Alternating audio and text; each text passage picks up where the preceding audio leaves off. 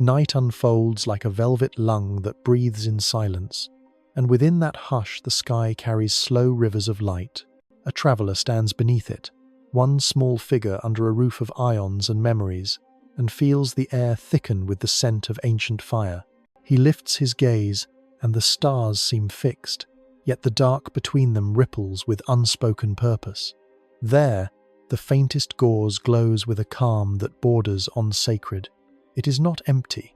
It is a nursery where time moves like watercolor, where gravity hums in a patient register, and chemistry rehearses the first lullaby of a newborn Sunday. He cannot hear it, yet he senses its cadence in the way his pulse steadies. He is looking upon a nebula, and the nebula is looking back with a patience measured in millennia. The calm surface is a kindness. Inside those soft clouds, atoms whisper to one another, colliding with the gentleness of snow and the insistence of tides. Hydrogen, the oldest voice, carries the memory of a beginning so compact that it seeded everything that followed. Helium waits nearby, aloof and shy, yet vital in the cooling that grants structure room to form. Trace elements add color that the human eye translates into comfort. Oxygen, nitrogen, sulfur, iron, and carbon fold the light into shades of rose and teal that the mind reads as peace.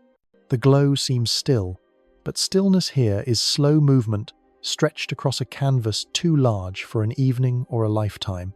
Dust hangs as a quiet cloth, scattering blue like a sigh, and reddening newborn stars as if covering them with warm blankets. There is no rush, there is only intention. A filament arches like the spine of a sleeping leviathan. It is thinner than a thought when measured against the void, yet wide enough to hide 1,000 suns unborn. The gas inside it moves with the softness of fog across a winter field, and yet that fog is guided by forces that never tire. Gravity does not raise its voice. It applies the lightest pressure for ages, drawing matter together the way frost draws lace on a window. Shock fronts pass through like muffled footsteps, compressing here, relaxing there, marking time with ripples that will one day become constellations. From afar, this choreography appears to be rest. Up close, it is the kind of labor that puts even the loudest storms to shame. Along the edge of the cloud, a young star has learned to speak in ultraviolet. It is a bright child, not yet steady in its radiance, yet already powerful enough to carve a bubble in the medium that birthed it. The bubble expands without hurry. Its shell shines where electrons dive back toward atoms, illuminating the frontier between light and shade. The boundary is not a sharp line. It is a perfume of ionization, a gradient of temperature, a soft halo where dust and gas negotiate their surrender. Pillars jut from the boundary like knuckles, protected by denser caps that weather the light as a cliff weathers surf. They point inward as if in prayer, and within them lie cores wrapped in darkness that are very nearly ready to fall. He watches and feels the body unclench. The nebula does not demand attention. It receives it. It does not raise questions in the language of urgency. It invites them in the language of winter afternoons and slow walks. Why should a place of creation appear so restful? Why should the furnace of starbirth wear the colors of a dream? The answer unspools in a register that sings of scale. Where humans know change by seconds, these clouds keep time by the pace of cooling and the curl of magnetic lines. A single rotation of a storm within them might outlast empires. The soft look of their edges is a truth about duration, not about the absence of motion. In deep time, even the loudest processes smooth to a hush. In deep space, light paints patience upon everything it touches. He imagines drifting through that medium, shielded from the harshest rays by a shawl of dust grains. Each grain is a relic of earlier stars, a memorial turned cradle. Their surfaces wear ice that tastes faintly of carbon and water, and the shadow of complex molecules, like notes left by past lives, so that new lives will remember how to begin. The grains float in loose congregation, bumping, sticking, tumbling and parting, and in that seemingly idle ballet, they become the seeds of worlds. He feels the mind widen at the thought that planets start as the gentlest soot. He sees the comfort in knowing that even violence has an apprenticeship in softness. The light that reaches him tonight left before his grandparents spoke their first words. In that distance, photons have forgotten all urgency. They arrive as elder messengers, carrying the color of hydrogen made musical. The traveler senses this history in the way the air feels thinner, as if his lungs are learning a slower rhythm. The mind that has spent years sprinting between obligations now becomes a lake in winter. Beneath the ice, currents continue. Above it, stillness reigns. The nebula teaches stillness without halting motion. It offers rest without saying sleep. It is both cradle and proof that cradles can be made from the remains of catastrophes. Supernova ash becomes lullaby dust. Shock becomes pastel. The cosmos recycles thunder into velvet. He notices a faint arc shaped like the echo of a bell. It is a shock front softened by time, the remnant of a star that shouted itself apart.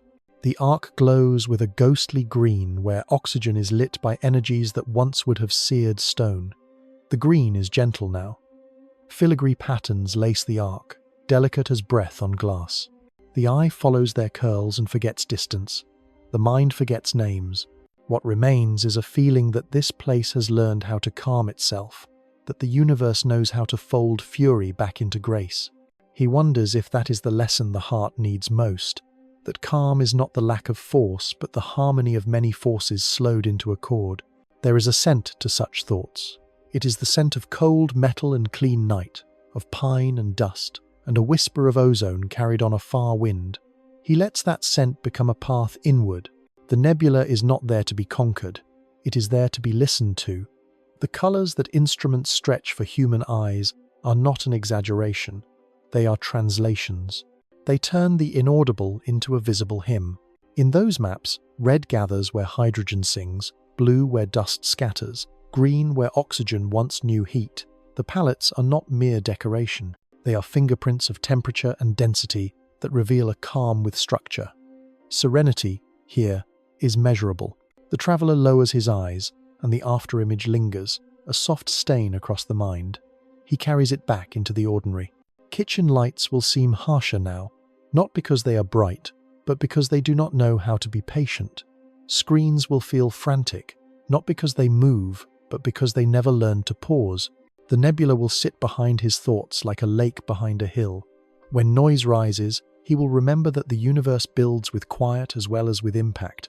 He will remember that the most relaxed facts about these clouds are not slogans, but the visible habits of nature when nothing hurries and everything matters. He breathes once more and looks up again. The cloud remains, diffuse and steady, painting no urgency onto the night. In that gaze, the heartbeat slows another measure. Somewhere within that gauze, a clump of gas has crossed a threshold. Its center presses inward until even light would feel the pull, and yet the scene offers only calm. This is creation dressed as meditation. This is energy wrapped in gentleness. The sky will hold it for thousands of human lifetimes, then release it as a necklace of new suns and shorelines. For now, it is a soft lantern suspended in the dark. For now, it is enough to watch and let the mind be altered by the lesson that grandeur need not be loud. The nebula is the universe remembering to exhale, and he feels, suddenly, that he is allowed to exhale with it. The story of these soft clouds begins in the oldest vaults of human skywatching, when the eye alone served as telescope and photographic plate. A scholar in Shiraz made a note in the 10th century of a faint little cloud in the constellation that would later bear a chained princess. His manuscript carried a simple description, one small line of ink for a river of stars that sat too close together for his pupils to split. Much later, the cloud would carry the name of a galaxy, yet at the time it was only a smear that refused to sharpen. That refusal felt like a promise. It meant the heavens contained textures beyond the crisp points that sailors used to find their way. It meant the night had weather. A few centuries passed. Glass became clearer, lenses more daring. The first telescopes did not so much magnify as concentrate light, funneling star milk into a point bright enough to reveal coarse grain. Through these early tubes, the Milky Way stopped being a chalky stripe and became a multitude. Some clusters broke into 1,000 points, as if a fog had been woven from sparks. Others remained stubbornly blurred, neither star nor dark, a half-seen breath that teased the boundary of what the device could do. These were written down as nebulous stars, a phrase that held the tension of the era, part certitude, part question. In the winter of 1610, an observer in Provence turned his telescope toward the sword hanging from a familiar constellation and found a patch of light glowing like the core of an exhalation. It was not an illusion. The lens gathered enough photons for his eye to sketch swirls and hollows. A Jesuit in Lucerne confirmed it soon after, noting the same luminous haze with careful attention. The patch would take on a name drawn from a hunter, and artists' hands would render it in charcoal and chalk with reverent patience. A few decades later, another set of hands in The Hague added detail upon detail, and a new star within the haze was recorded, a star that had not been seen earlier. The cloud had secrets, and they were willing to arrive slowly. The 18th century learned to keep lists. A comet hunter, unraveled from frustration, a gift to future astronomers, a catalogue of objects that fooled his search. Things that looked like comets but stood still. He numbered them, drew their appearance, and by trying to avoid them gave them to history. In his list gleamed globular clusters rich with elderly suns, galaxies that his scope could not name, and nebulae that swam at the border of resolvable form. Another observer in Bath took the same sky as a canvas and layered it with relentless curiosity. He ground his own mirrors, built greater apertures, then combed the darkness until his log overflowed. He saw round, greenish disks and named them planetary nebulae for their resemblance to distant worlds, a resemblance only of shape, not of nature. He suspected these ghosts were a different breed entirely. Mist became lineage through the mid-19th century when a giant telescope in Ireland cut through the gloom of industrial skies. Metal ribs held a mirror that beckoned spiral forms to reveal their arms. The observer placed his eye at the mouth of that iron barrel and saw curls as delicate as shells found on a shore.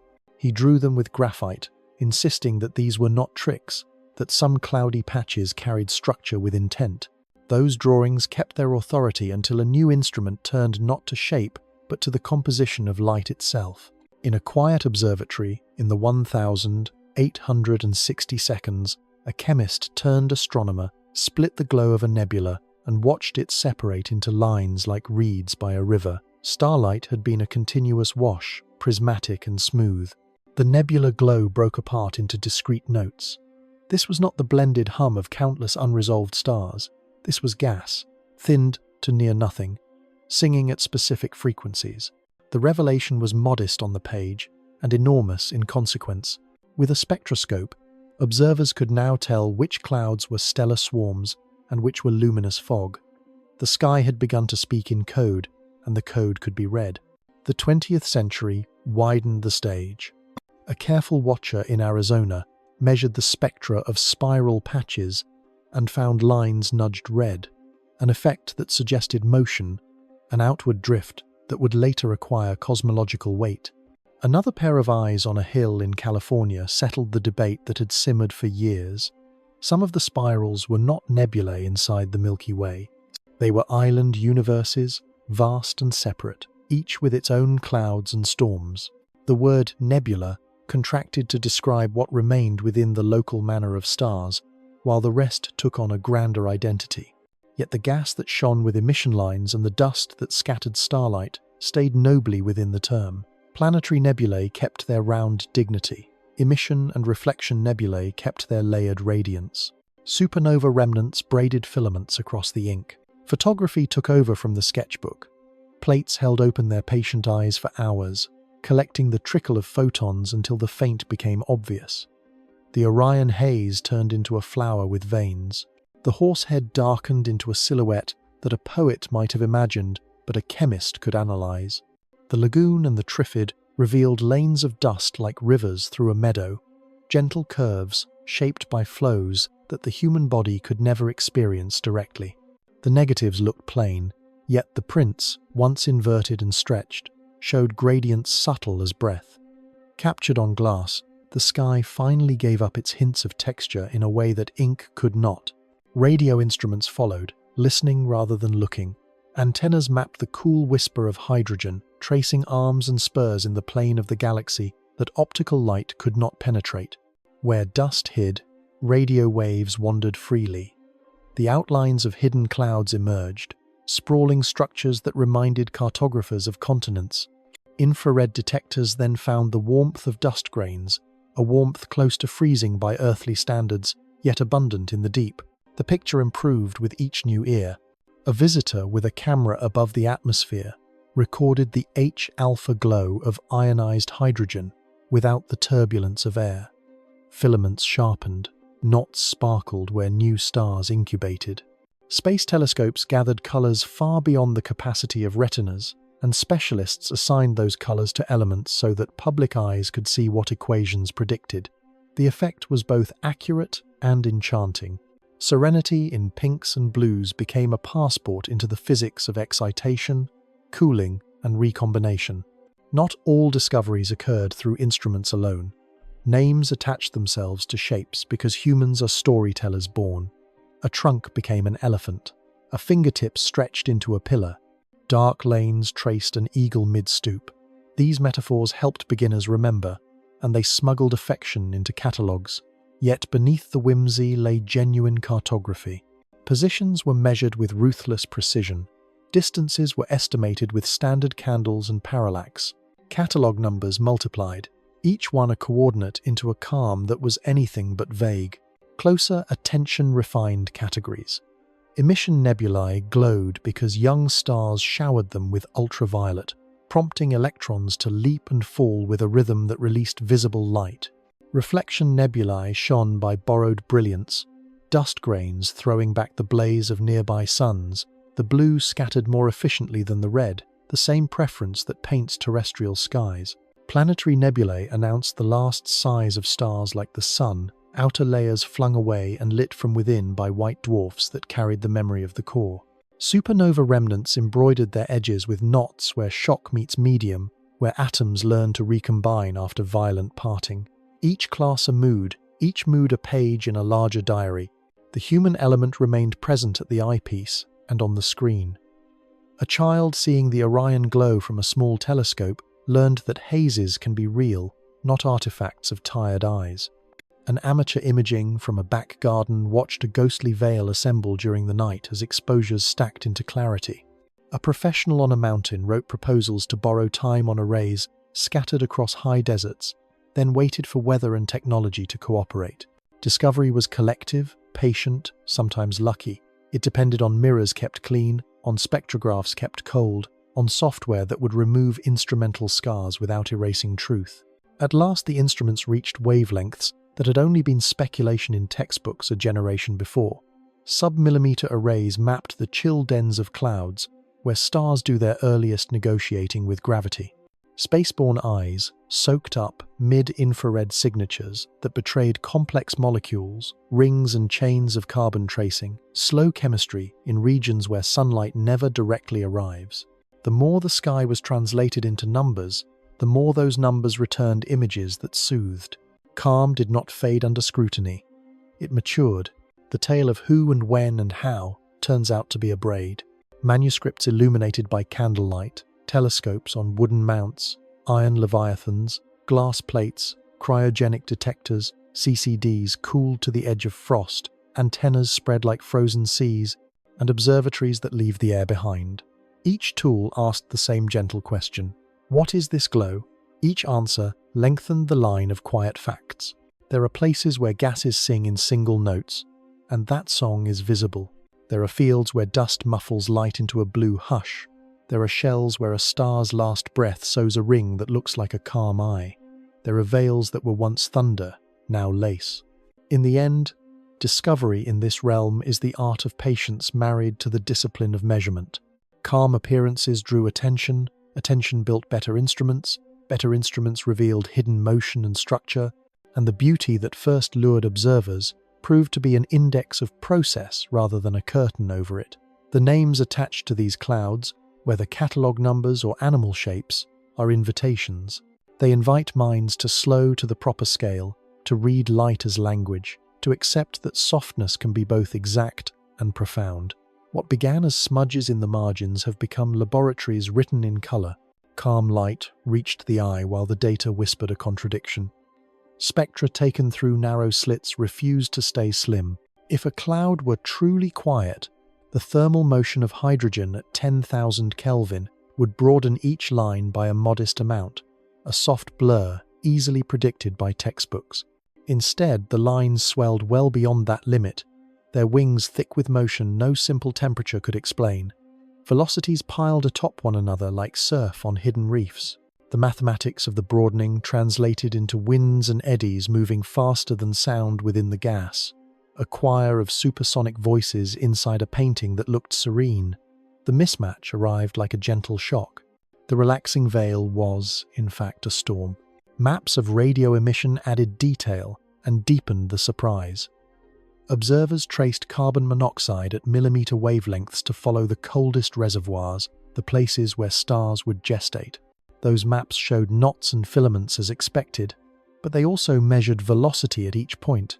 The result resembled a weather chart from a planet that had forgotten to choose a single season. Patches moved toward and away with differences of several kilometers per second, and these differences remained coherent over dozens of light years. The gas was not drifting. It was roiling. It was restless in a way that made the word cloud feel inadequate. The shock sharpened further when sizes were compared to motions. A simple cloud left alone under gravity should collapse on a timescale set by its density. Multiply the volume by the density, compute the freefall, and the sky should be littered with newborn stars at a rate far higher than anyone saw. Yet entire complexes persisted for millions of years without turning all their mass into suns. They were neither collapsing completely nor dispersing into nothing. They hovered near a balance, as if held by an invisible bridle. Virial analyses return numbers near unity, the signature of structures supported against gravity by internal motion. Those motions were not mild breezes. They were supersonic. The lace was turbulence. The palette that soothed spectators contained fingerprints of violence. Oxygen lines glowed vividly not only where gentle ionization took place, but along arcs where shocks had lifted electrons into states that required energy more direct than diffuse starlight could give.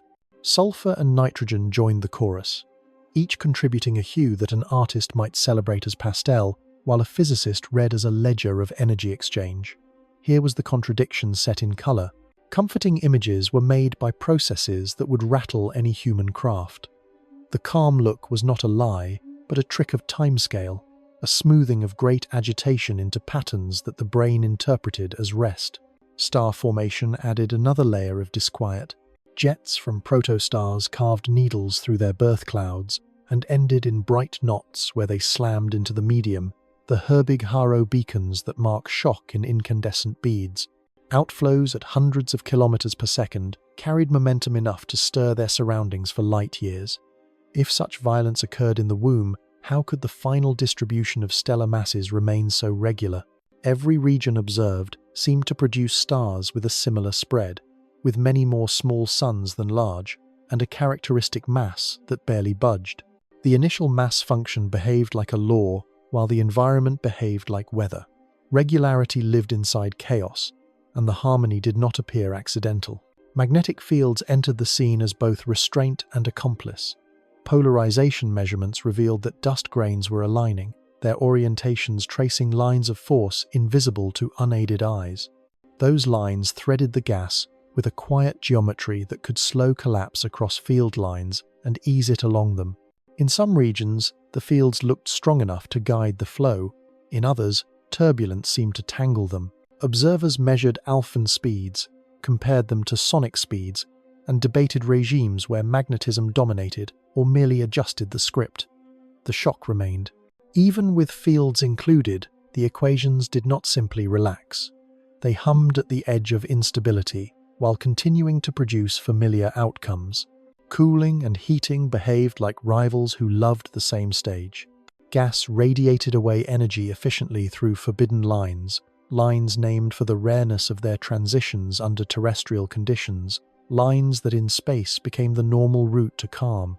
Yet nearby luminous stars pumped energy back in through ultraviolet photons, ionizing oxygen and hydrogen, keeping large volumes warm and unstable. In dense cores, molecules collided often enough to shed heat through rotational transitions, allowing gravity to draw threads together. A meter further in, metaphorically speaking, a shock might reheat the mixture and stall the progress. Layer upon layer, The cloud contained microclimates, each tugging the evolution toward or away from birth. The overall picture should have been messy to the point of incoherence. Instead, on average, clouds maintained a rhythm that held for ages. Even the geometry of filaments challenged expectation. Models of supersonic turbulence naturally produced sheets and filaments, but observations found widths that clustered around a characteristic scale in many environments, as if some preferred diameter emerged from chaos. Theories proposed sonic transitions, magnetic support, or the balance between accretion and dissipation as possible sculptors. Regardless of mechanism, the existence of such a scale in a roiling medium carried the same sting. Order peered out from under the cloak of disorder with the quiet confidence of a habit. Ionization fronts delivered yet another contradiction. They advanced into neutral material like slow tides, sculpting pillars and walls with edges so sharp that even small telescopes could trace them. Behind those edges lay shadowed pockets, where molecules reassembled and temperatures fell. At the tips of pillars, bright knots, known as evaporating gaseous globules, crouched like seeds. The fronts pushed, the shadows protected, gravity negotiated. One might expect such complicated duels to yield haphazard timing for star formation. Yet ages estimated from embedded clusters suggested coordinated episodes across large regions, synchronized within 1,000,000 years or so. For a human mind, 1,000,000 years is beyond perception. For a molecular cloud, it is a heartbeat. The stage managed to keep beat across light years without a conductor. Other clues contradicted ease as well. Chemistry in the cold dark should plod, yet signatures of complex organics appeared in spectra, bold for such chill conditions. Surface reactions on dust, aided by the whisper of cosmic rays, somehow built molecules that later would seed disks around newborn stars. The presence of such complexity in a storm that moved faster than sound felt improbable. It was as if a bakery had success in the middle of a hurricane, the loaves still warm and their shapes consistent each morning. The shock culminated in a simple census. Take the total mass of gas in galaxies and ask how quickly it turns into stars. The answer from observations remained stubbornly low compared to the naive gravitational collapse rate. Star formation efficiency per free fall time hovered around a few percent. Something was constantly opposing the direct pull of gravity without ending the process.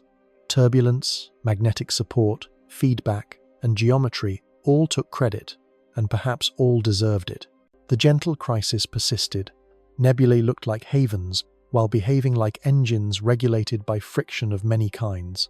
The disquiet that began with broad spectral lines matured into a new intuition about peace in the cosmos. Calm scenes were not empty of drama. They were sum totals across scales where unrest at one layer cancelled or softened unrest at another.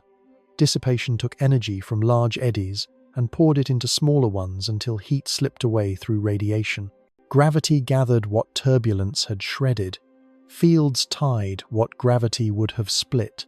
Photons heated and molecules cooled. The overall brightness stayed constant long enough for the eye to relax, while beneath that constancy, the machinery clattered on without pause. Shock, in the end, became less an emotion and more a method. Expectation met measurement and changed shape. The sky's gentlest objects taught that tranquility can be engineered by competing forces, that a veil can be woven from threads that pull in opposite directions, and that the most relaxing vistas in nature may be the results of balancing acts so intricate that only time and distance can hide their labor. The lesson did not silence curiosity. It gave curiosity new ears, trained to hear turbulence in the softest glow, and to respect the way storms learn to look like rest. Color in a nebula is a language that light speaks slowly. Atoms, ions, and dust grains take turns at the microphone, and each leaves a signature that the eye translates as calm. Hydrogen prefers a ruby vowel, H alpha, born when a captured electron steps down the ladder and releases a photon tuned to 656 nanometers. That vowel repeats across many clouds and makes the tender reds that suggest warmth rather than fire. Oxygen glows a cool mint near 500 nanometers when doubly ionized, a pair of narrow notes that painters might call aquamarine. Sulfur adds a dusky ember through lines at 671 and 673 nanometers. Together, these emissions embroider the sky with a palette that seems designed for rest. In truth, the palette is a chemical ledger. Gas does not shine by accident. A young star pours ultraviolet through its surroundings, peels electrons from atoms, and leaves a bath of charged particles that grope toward equilibrium. Recombination is the quiet reunion of an electron with a proton, and in that reunion a photon slips away with a color set by the step the electron takes. Some steps are favored. Some are unlikely on Earth, but common in the thin breath of space. These improbable transitions are called forbidden only because laboratory conditions rarely give them time to occur. In the languor of a nebula, time stretches, and the unlikely becomes normal. Forbidden lines carry much of the soft green, yellow, and red that viewers find so gentle. Temperature hides inside color. Two different lines from the same ion can act as a thermometer, their ratio swinging with heat in a way that mathematics predicts. Observers compare lines of oxygen and read a number that tells how much energy makes the electrons dance. Density hides inside adjacent hues. The pair of sulfur lines near the deep red change their proportion as collisions grow frequent, and the resulting ratio becomes a gauge of crowding. The scene may appear tranquil, but the hues whisper statistics about how often particles touch, how quickly they radiate, and how far they stray before cooling. A gradient across a cloud is not merely a gradient of tint, it is a map of physics. Reflection takes a different path to serenity. Dust grains neither burn nor sing with the electron choruses of ionized gas. They scatter. A tiny shard of silicate or carbon, perhaps ice-coated, sends starlight sideways. It prefers blue, not from whim, but because shorter wavelengths wiggle more efficiently on its surface.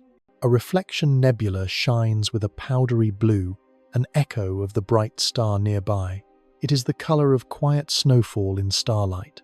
The grains are small enough to influence polarization, and measurements of the orientation of scattered light reveal how the grains align with magnetic fields. The visible calm contains traces of order at sizes smaller than smoke. Dust also edits the light without announcing itself. Extinction dims and reddens the glow, removing blue more greedily than red. And in that theft lies another set of clues. The amount of dimming per distance is a record of grain abundance. The way the dimming changes with wavelength is a record of grain size. There is even a bump in the ultraviolet that marks a particular resonance, a kind of signature left by carbon-rich structures. When the eye lingers on the dreamy tones of a photograph, it is also lingering on evidence for the ingredients that will one day be baked into planets. The language of color grows more intricate in the infrared, where dust no longer simply reflects but shines. Grains warm to tens of Kelvin radiate with a gentle continuum, their glow peaking far beyond human vision. Mixed into that glow are aromatic fingerprints from complex molecules, rings of carbon and hydrogen that vibrate when they taste ultraviolet and then release that energy as mid-infrared light. The result is a low fire that no one feels on the skin, a glow that suggests embers under ash. To instruments tuned to those wavelengths, the nebula's quiet becomes a detailed conversation about chemistry on surfaces as delicate as soot. At the level of geometry, color traces the layout of ionization. The region closest to an ultraviolet source is a Strumgren sphere, a volume where almost every hydrogen atom is ionized. Its boundary is a shell where recombination balances ionization, and H-alpha thrives. Outside, molecules reform and temperatures fall, giving space for carbon monoxide to cool the gas and for dust to regain dominance. A cross-section through such a structure is a gradient of tones, each band translating a physical frontier into pigment. The edges that look airbrushed are in fact contact zones, where photons run out of reach and atoms resume their quieter lives. Fluorescence adds accents. Molecular hydrogen, when excited by ultraviolet, can radiate in the near-infrared with lines that lace the borders of bright regions. The effect is like seeing dew at daybreak, faint and structured, hinting at the presence of gentle heat. In other corners, calcium and sodium contribute pale gold where shocks have awakened them. Shock itself writes narrow spines of color along collision fronts. A supernova remnant traces its history in filaments where oxygen and sulfur sing simultaneously, a duet that marks fast motion through thin gas. The palette is not random, but choreographed by speed. Color can even encode motion directly. Doppler shifts nudge lines toward red or blue when gas approaches or recedes. On a map created from many spectra, one hue can be assigned to one direction, another to the opposite. The result is a field of tones that alternates like a slow heartbeat, each lobe a coherent flow. The eye reading this field experiences calm stripes and swirls, while the mind, if told the legend, experiences winds and streams. Serenity holds hands with kinematics. The names given to photographic combinations carry their own rituals. Narrowband images often assign sulfur to red, hydrogen to green, and oxygen to blue. This translation is not a deception. It is a decision that sacrifices literal color to gain structure, so that specific physics leap into view. The assignment reveals pillars illuminated by oxygen, cavities where hydrogen dominates, and rims where sulfur announces denser or cooler gas. The famous greens, golds, and teals are visual poetry built on a factual meter. They are restful to look at because our eyes love gradients and edges. They are revealing to study because the gradients and edges point to how energy flows. Where gas is thin and dust abundant, reflection overwhelms emission, and the scene shifts toward powder blues and grey lavenders. Where gas is rich and stars are young and hot, emission dominates and makes a canvas of warm reds and cold greens.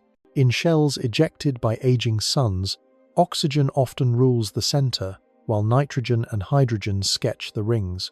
Each class of object carries a tendency. Each tendency has exceptions shaped by local history. The patterns are gentle enough to comfort but reliable enough to teach. Even the softness of the images is a lesson in radiative transfer. Photons scatter forward more often than backward at visible wavelengths in dust, a preference that makes the bright edges of a cloud shine more on the side facing a star. This phase function, as it is called, sculpts halos and leads to asymmetries that an untrained eye might attribute to happenstance. When the geometry is unraveled with models, the shapes become predictable. Predictable shapes become diagnostics of orientation, depth, and density. A tranquil arc becomes a yardstick. As light leaves the nebula, it carries all these decisions with it. Through Earth's air, the details blur, but with correction the sharpness returns. The colors that artists publish are often stretches of intensity that reveal faint tails and tenuous curtains. These aesthetic choices aid comprehension by lifting subtle structures above the noise. Relaxation comes not from hiding complexity but from seeing it clearly. Each pigment is a measurement in disguise, each glow a tally of events among particles too small to touch. The palette finally resolves into a promise. Chemistry is not merely present, it is organized in a way that minds can learn to read. Temperature gradients write themselves into oxygen ratios. Density inscribes itself into sulfur. Movement leaves its tilt on hydrogen. Dust tells the tale of grains, their size and composition, their alignment and warmth. To linger on a nebula's color is to linger on a transparent bookkeeping of energy and matter. The effect soothes because the system is coherent. The eye senses order even before the brain passes it. The calm is a truthful surface over a carefully layered story, and the story is written in light. Gravity speaks in the quietest voice in the universe. It does not flare, it does not spark, it does not shout in ultraviolet. It leans. Given time enough, it leans a cloud toward form, turning wide meadows of gas into threads, turning threads into beads, turning beads into hearts that glow. The eye sees only the late result, a necklace of suns. The mind can learn the earlier syllables. A region begins as a faint excess, a place where the random drift of atoms yields a slightly higher crowding than the surroundings. That slight edge is enough. In a sea where everything pulls on everything, any surplus becomes a seed. The seed deepens its own pull and recruits more matter, not with urgency, but with the persistence of tide. The threshold for that commitment wears a simple name in textbooks. A cloud of a given temperature and density becomes unstable when its mass within a region exceeds a certain value, the gene's mass. Warmer gas resists, Colder gas invites collapse. Thinner gas resists. Denser gas invites collapse. The notion is simple, and the outcome is patient. Patches that meet the condition drift toward compression. Patches that do not remain adrift, relaxed as pillow clouds in an autumn sky. In practice, no cloud is uniform. Temperatures vary with shielding and radiation. Densities vary with turbulence and shock. The result is a quilt of places ready to fall and places content to float. Yet the quilt evolves, and the places ready to fall pull the pattern forward. Filaments appear almost as if dictated by script. Supersonic turbulence first draws sheets, as air drawn across a pond pulls ripples into steady ranks. Where sheets meet, ridges rise. Along those ridges, gravity finds an ally. A cylinder of gas, if thick enough, cannot hold itself up against its own weight. It collapses sideways while streaming lengthwise. This geometry explains the common sight of threads feeding hubs, long lanes delivering material into intersections where clusters will grow. The width of many threads settles into a narrow range set by the balance between internal motions and external pressure, and along their spines the gas segments like dough pressed by a baker into rolls. Each segment is spaced by a scale linked to the local sound, speed, and density. The divisions look orderly because they follow a natural meter. Inside the beads, pressure fights for equilibrium. If the core is too small, thermal motion fluffs it back out. If too large, gravity deepens its well until escape becomes impossible. A stable core with a gentle density gradient can form under the squeeze of an ambient pressure, an object sometimes idealized as a sphere supported by its own heat against collapse. Such a sphere is fragile. A small increase in mass or a small drop in temperature tips it into inward drift. Observers recognize these candidates by their cool dust and their quiet line widths. They are cradles in rehearsal, still dim, already purposeful. Timescales stretch differently at different depths. The freefall time is short in dense knots and long in diffuse envelopes. That means the interior can begin to collapse while the exterior appears to stand still, an illusion made of grace notes. As the center densifies, it radiates heat through molecules and dust, shedding energy so that gravity can continue to work. The surrounding layers feed inward through channels aligned by magnetic tension and the lingering memory of turbulence. Nothing here is frantic. Instead, it is recursive. Small structures fall while larger structures still decide. The result is hierarchical infall, a nested set of motions that the eye would never suspect from the calm of the image. Rotation arrives late but matters greatly. Any slight spin in the initial material becomes more noticeable as the radius shrinks. Angular momentum resists further straight descent, and the flow reinterprets itself into a disk. In the disk, gravity acts mostly inward, while pressure and motion support most of the outward balance. Viscous processes and magnetic torques redistribute angular momentum, allowing matter to spiral inward toward the embryo star. The disk becomes a flat memory of the earlier cloud, a book that records every gust and filament that fed it. In this turning plane, the recipe for planets will be written, but the first purpose is simpler. The disk turns collapse into controlled delivery. Clusters introduce a different symmetry. The deepest hubs of filaments collect enough matter to form many stars. Accretion flows arrive from multiple directions, and the newborn suns begin to interact through gravity and light. The overall pull of the hub keeps the group loosely bound, even as individual members alter the timings of their neighbors. Some theories emphasize how gas flows channel mass into a few lucky centers, a competition for material that favors those already endowed. Others emphasize the importance of the initial cores, seeds that carry their future masses in their density profiles. In practice, observations show evidence for both stories. Cores exist and flows continue. Gravity, indifferent to authorship, accepts either route as long as mass moves downhill.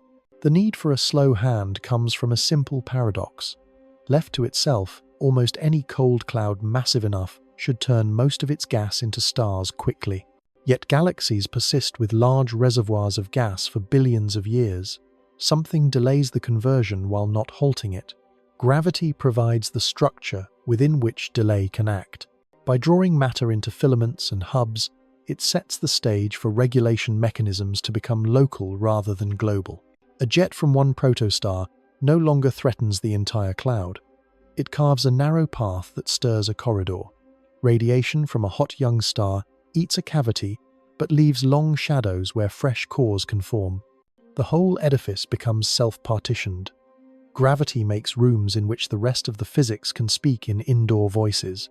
On larger scales, gravity tethers clouds to spiral arms, to bars, to tidal bridges in interacting galaxies. Shocks at the edges of these grand structures compress gas into lanes where molecule formation becomes efficient. In those lanes, the same patient script unfolds in miniature: threads, beads, cores, disks. The alignment with galactic potential wells gives the process an orientation and a supply line. Accretion is not only local. Clouds gain mass from their surroundings. Mass that arrives gently thickens them toward instability. Mass that arrives abruptly shakes them into patches. Either way, the quiet pull keeps the melody steady over many cycles of energy, input, and loss. Energy bought on the way down must be spent. As material falls inward, it converts gravitational potential into motion and heat. Radiation through lines and dust continues to carry that heat away. If radiation fails, pressure would counter and halt the descent. In these clouds, radiation usually succeeds. The cooling is efficient enough to keep temperatures low, even as densities grow. That efficiency allows fragmentation to continue down to scales where opacity rises and the heat cannot leak fast enough. At that point, further collapse proceeds differently, and a star embryo forms with a central temperature high enough to begin new reactions. The moment of ignition is quiet at first, hidden by dust and distance. The calm exterior still holds. The distribution of finished stars appears to remember little of the turmoil. Across many regions, the number of small stars greatly exceeds the number of large ones, following a curve that repeats with only mild variations. Gravity may be the author behind this regularity, not by enforcing a single path, but by averaging many paths into a predictable outcome. Fragmentation guided by local Jeans scales, moderated by thermal physics and magnetic support, produces many low-mass cores. Only a few lucky sites gain enough flow for massive stars. The census that results feels inevitable after the fact. During the act, it was anything but. Even the apparent tidiness of filaments holds nuance when read with care. Some threads are not static ropes, but rivers, carrying mass toward a sink. Their edges show slight velocity gradients that betray drift along the spine. Others twist gently under the influence of magnetic fields, a slow corkscrew that signals shared history between gas and field. A few appear braided, two filaments nested or crossing, a fossil of earlier motions. Gravity tolerates such variety, as long as the sum still deepens the central wells. The palette of forms feels orderly because the purpose is common. In the end, the slow hand governs without spectacle. It respects the roles of turbulence, radiation, chemistry, and magnetism, and yet it remains the final accountant. Every parcel of gas carries a small tally in potential energy. Every step toward a star is a step that spends that tally in heat, light, and structural work. The accountant never hurries and never forgets. Clouds can wander for millions of years. Some will disperse, some will knit. Where they knit, the knitting follows patterns that instruments can trace and equations can preview. The quiet power is not just attractive force. It is memory and intention carried in the simplest law that masses draw together. A peaceful image of a nebula is the face of this patience. The face shows filaments that have already chosen directions. It shows beads that have already decided their futures. It shows cavities that announce work underway. Behind that face, gravity continues to lean. It will lean until the last viable core ignites, until the lanes thin, until the cloud's ledger balances near zero. What remains will be a cluster of suns and an archive of dust, a family born from inclination rather than command. The mood will still be calm. The work will have been immense. Astronomers count stars the way a botanist might count seeds carried by a wind. After the tally, a pattern emerges that looks as calm as a tide chart. Many small stars, fewer middling ones, and very few giants. The curve has a shape that repeats so often it feels like a law. When plotted as number per mass interval, it falls with a steady grace, a quiet cascade that speaks of a preference in nature. This preference has a name that is both technical and whispered in observatories with a kind of reverence. It is the initial mass function. It is the recipe the cosmos seems to follow when turning cold gas into suns. The first clear form of that recipe was written as a simple power law. Count stars in a young cluster, convert their light into masses, and the numbers line up to a slope that does not flinch. The high mass tail drops as mass to a familiar exponent, a decline steep enough that giants are rare, yet not so steep that they vanish. Later work refined the picture. At smaller masses, the curve bends, easing toward a gentle plateau before dipping again into the domain of brown dwarfs. Two families of mathematical fits share the stage. One keeps the power law above a solar mass and stitches shallower slopes below. The other uses a log normal form at the low end and joins the same high mass decline. The exact coefficients vary with method, but the melody persists. Regularity holds across many star-forming regions. In loose associations spread across a few light years, in compact clusters bright with newborn blue stars, in the calm suburbs of the galactic disk, and in the scaffold of the nearest dwarf galaxies, the mass distribution largely repeats. Some environments hint at deviations, and those hints receive careful attention. The center of the Milky Way, bathed in strong tides and intense radiation, has been accused of favoring heavier births. Starburst regions where gas is dense and warm have sometimes shown a tilt toward more massive children. Yet, when uncertainties are folded in, the common result is stubborn sameness. The universe appears to like a certain mix. Counting is not simple. Stars are born enshrouded, then arrive on the main sequence with luminosities that depend on both mass and age. To infer mass from light, one needs models that translate brightness into weight for a given time since birth.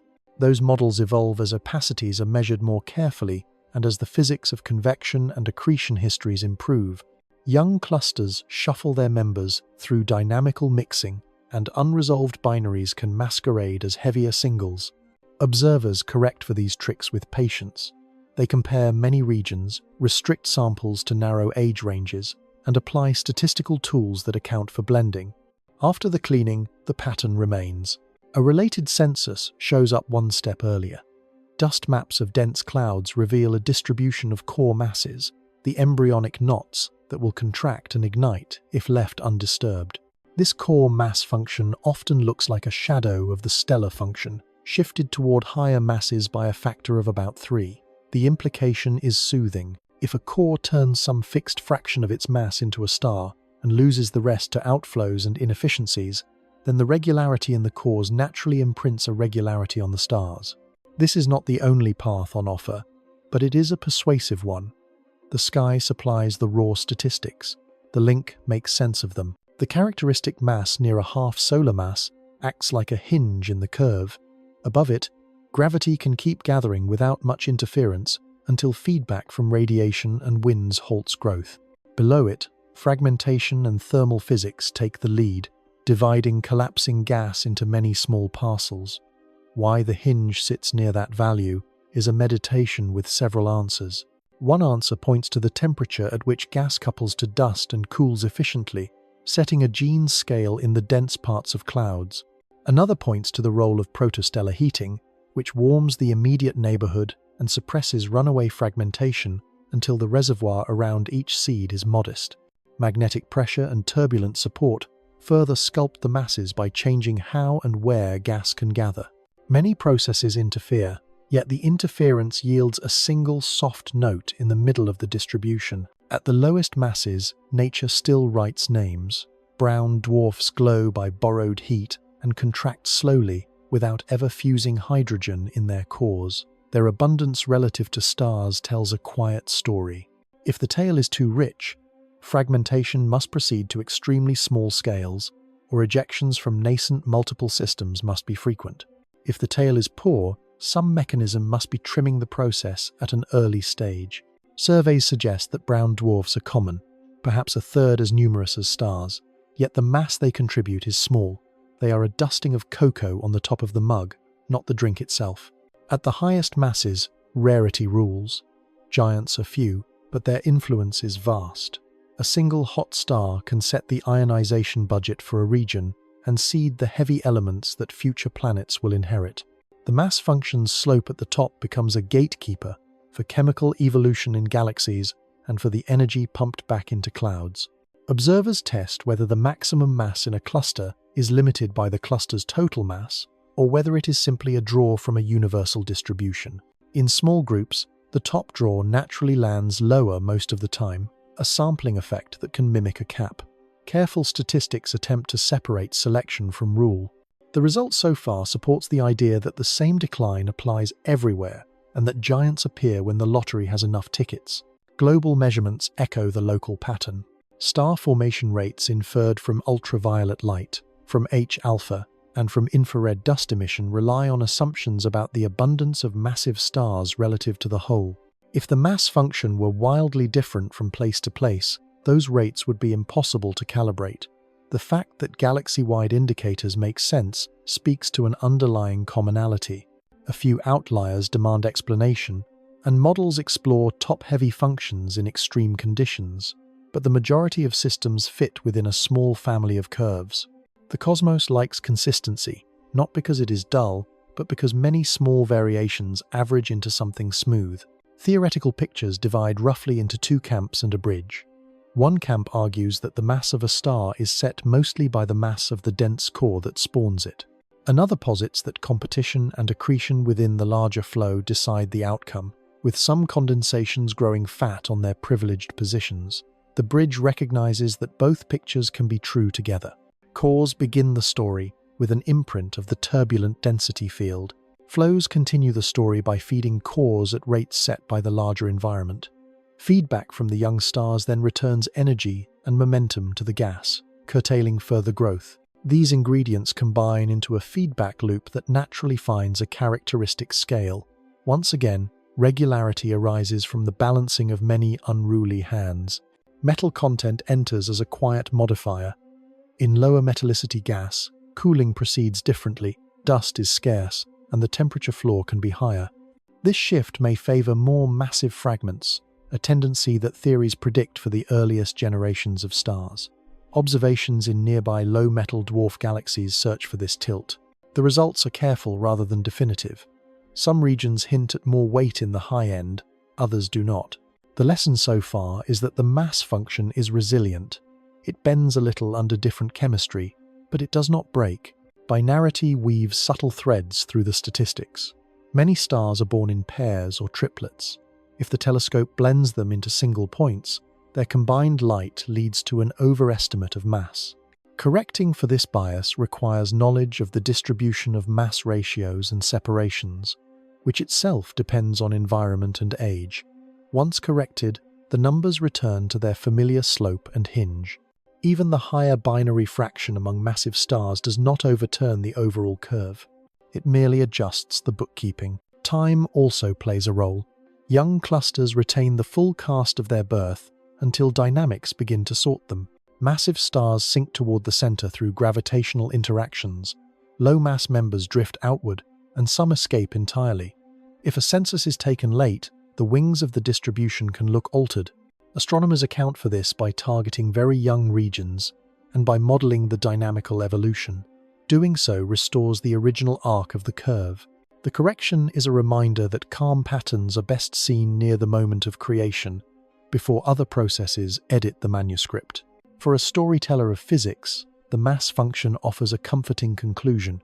Out of supersonic flows, jagged shocks, magnetic braids, radiative fronts, and chemical trickles, a single distribution repeats with gentle stubbornness. The sky prefers small stars because the conditions that create many small fragments are common. It allows a few giants because there are always places where accretion channels line up long enough and strong enough. It sets a characteristic mass because cooling and heating meet at a scale that favors one size for the seed. Nothing about this requires a single overseer. Everything about it reveals a harmony that emerges when many processes negotiate. There is quiet power in knowing that a curve can summarize a cloud's intention. The curve predicts how much light a region will give off in 10 million years and how many heavy elements it will return in 20. It predicts the count of long-lived suns that may one day host blue worlds and dunes and oceans. It fits on a page as a simple function, but it contains the echo of entire nurseries. The most relaxing fact about it is not that it is smooth.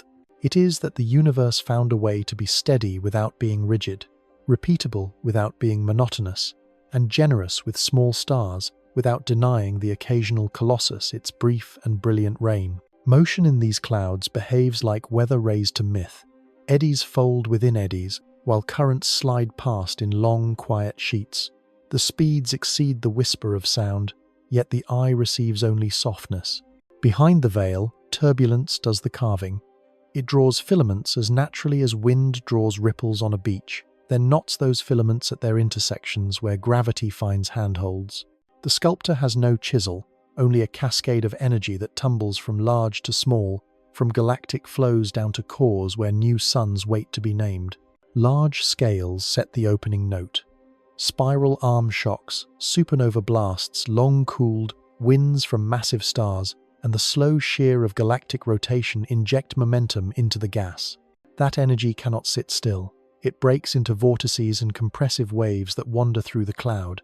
In magnetized plasma, the wanderers include Alphen waves and slow modes that slide along field lines, their magnetic tension acting like strings on which the medium hums. The mixture matters. Motions that twist without squeezing favor solenoidal modes. Motions that shove gas head-on favor compressive modes. The former stir, the latter build structure. The balance between them tilts the cloud toward thin filaments or toward dense beads. Statistics keep the script legible. Velocities in molecular regions line up with size in a pattern that repeats across many clouds. Larger structures carry broader line widths, smaller ones carry narrower, as if the cascade apportioned energy with a steady hand. Power spectra of velocity fluctuations show slopes near values familiar from terrestrial turbulence, adjusted by magnetic influence and compressibility. The density field follows suit with a log-normal distribution when the forcing is modest, indicating that most parcels are neither starved nor glutted, while gravity adds a high-density tail where cores take shape. These simple forms are the quietest summaries of noisy processes. Supersonic flows compress gas into sheets when streams meet, then into filaments when sheets collide. At the junctions, stagnation zones appear, areas where the flow momentarily pauses and pressure gathers. Their gravity can take over, even if only for a time. The sculptor does not hold its creations still. It keeps nudging, eroding, and replenishing, yet the junctions persist long enough for contraction to begin. Observers see this as chains of dense beads along a thread, regular spacings that mirror the most unstable wavelength of a cylinder under self-attraction. The turbulence provides the stage directions. Gravity delivers the lines. Magnetic fields lend bones to the forms. Polarization maps reveal that many filaments either align with field lines in diffuse gas or cross them in denser zones where gravity bends the flow. In regions where the magnetic energy rivals the kinetic, field lines guide traffic and prevent collapse across their breadth, while letting materials stream along their length. This anisotropy explains why narrow threads can survive for so long without shattering. It also explains why star-forming knots often sit where flows converging along the field encounter a barrier set by the field's strength. The invisible lattice slows the dance without ending it. Dissipation takes place in thin places.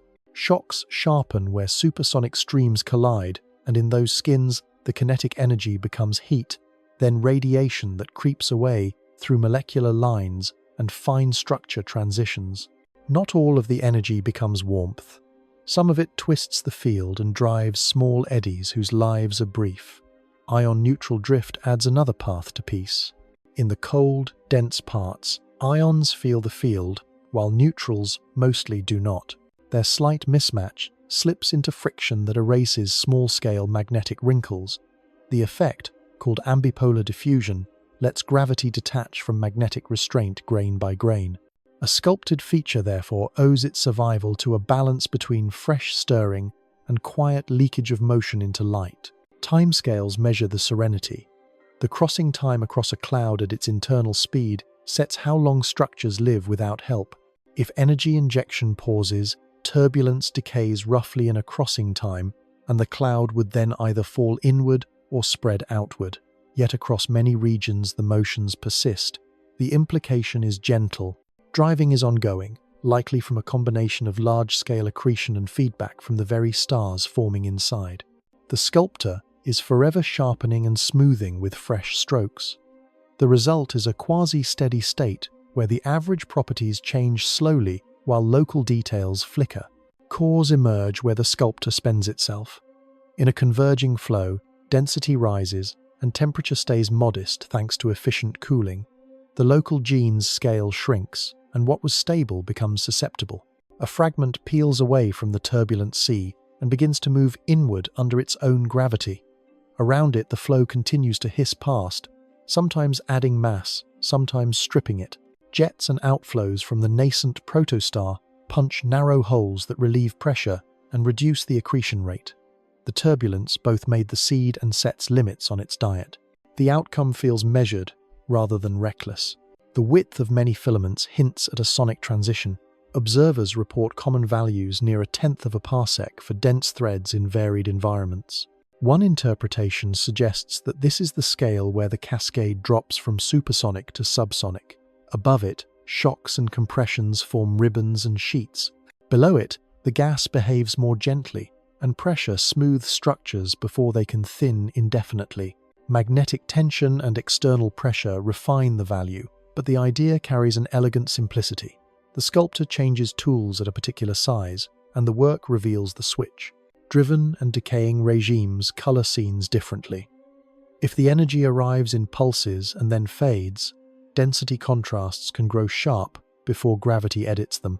If the energy arrives continuously, contrasts refresh and erase with equal ease, yielding a more even texture. The mix controls star formation efficiency. Strong, steady stirring supports the cloud and slows conversion of gas into stars.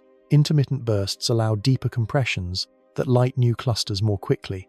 The most relaxed vistas often belong to clouds in equilibrium between those tendencies, with enough motion to avoid catastrophic collapse and enough calm to allow local births. Chemistry keeps pace with the sculptor's motions. Shocked ribbons briefly raise temperatures, altering reaction pathways and forging molecules that would take eons in still gas. Post-shock cooling then locks those products into the flow, seeding future regions with traces of their past. Dust grains collide more often in compressed zones, sharing ices and building mantles.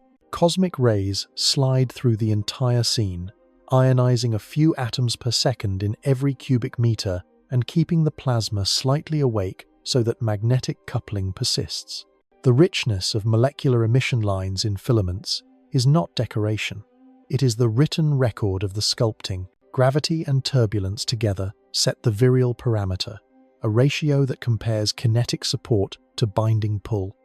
Values near unity signal a poised object, not far from balance. Objects with much larger values disperse easily. Those with much smaller values fall inward. Surveys find many clumps lounging near this middle ground. The sculptor has nudged them into a state where neither expansion nor collapse dominates. Star formation proceeds in such clumps at a measured pace, with the environment deciding which pockets tip over the line. Energy injection from newborn stars closes the loop.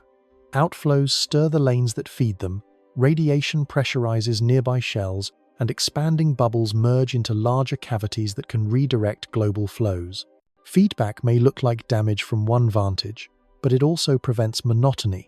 It redistributes energy so that the next generation can inherit a structured but viable cloud rather than an exhausted one. The relaxation perceived in images is the average of many such cycles, each generation smoothing the marks of the last while adding faint lines of its own. Numerical universes confirm these habits.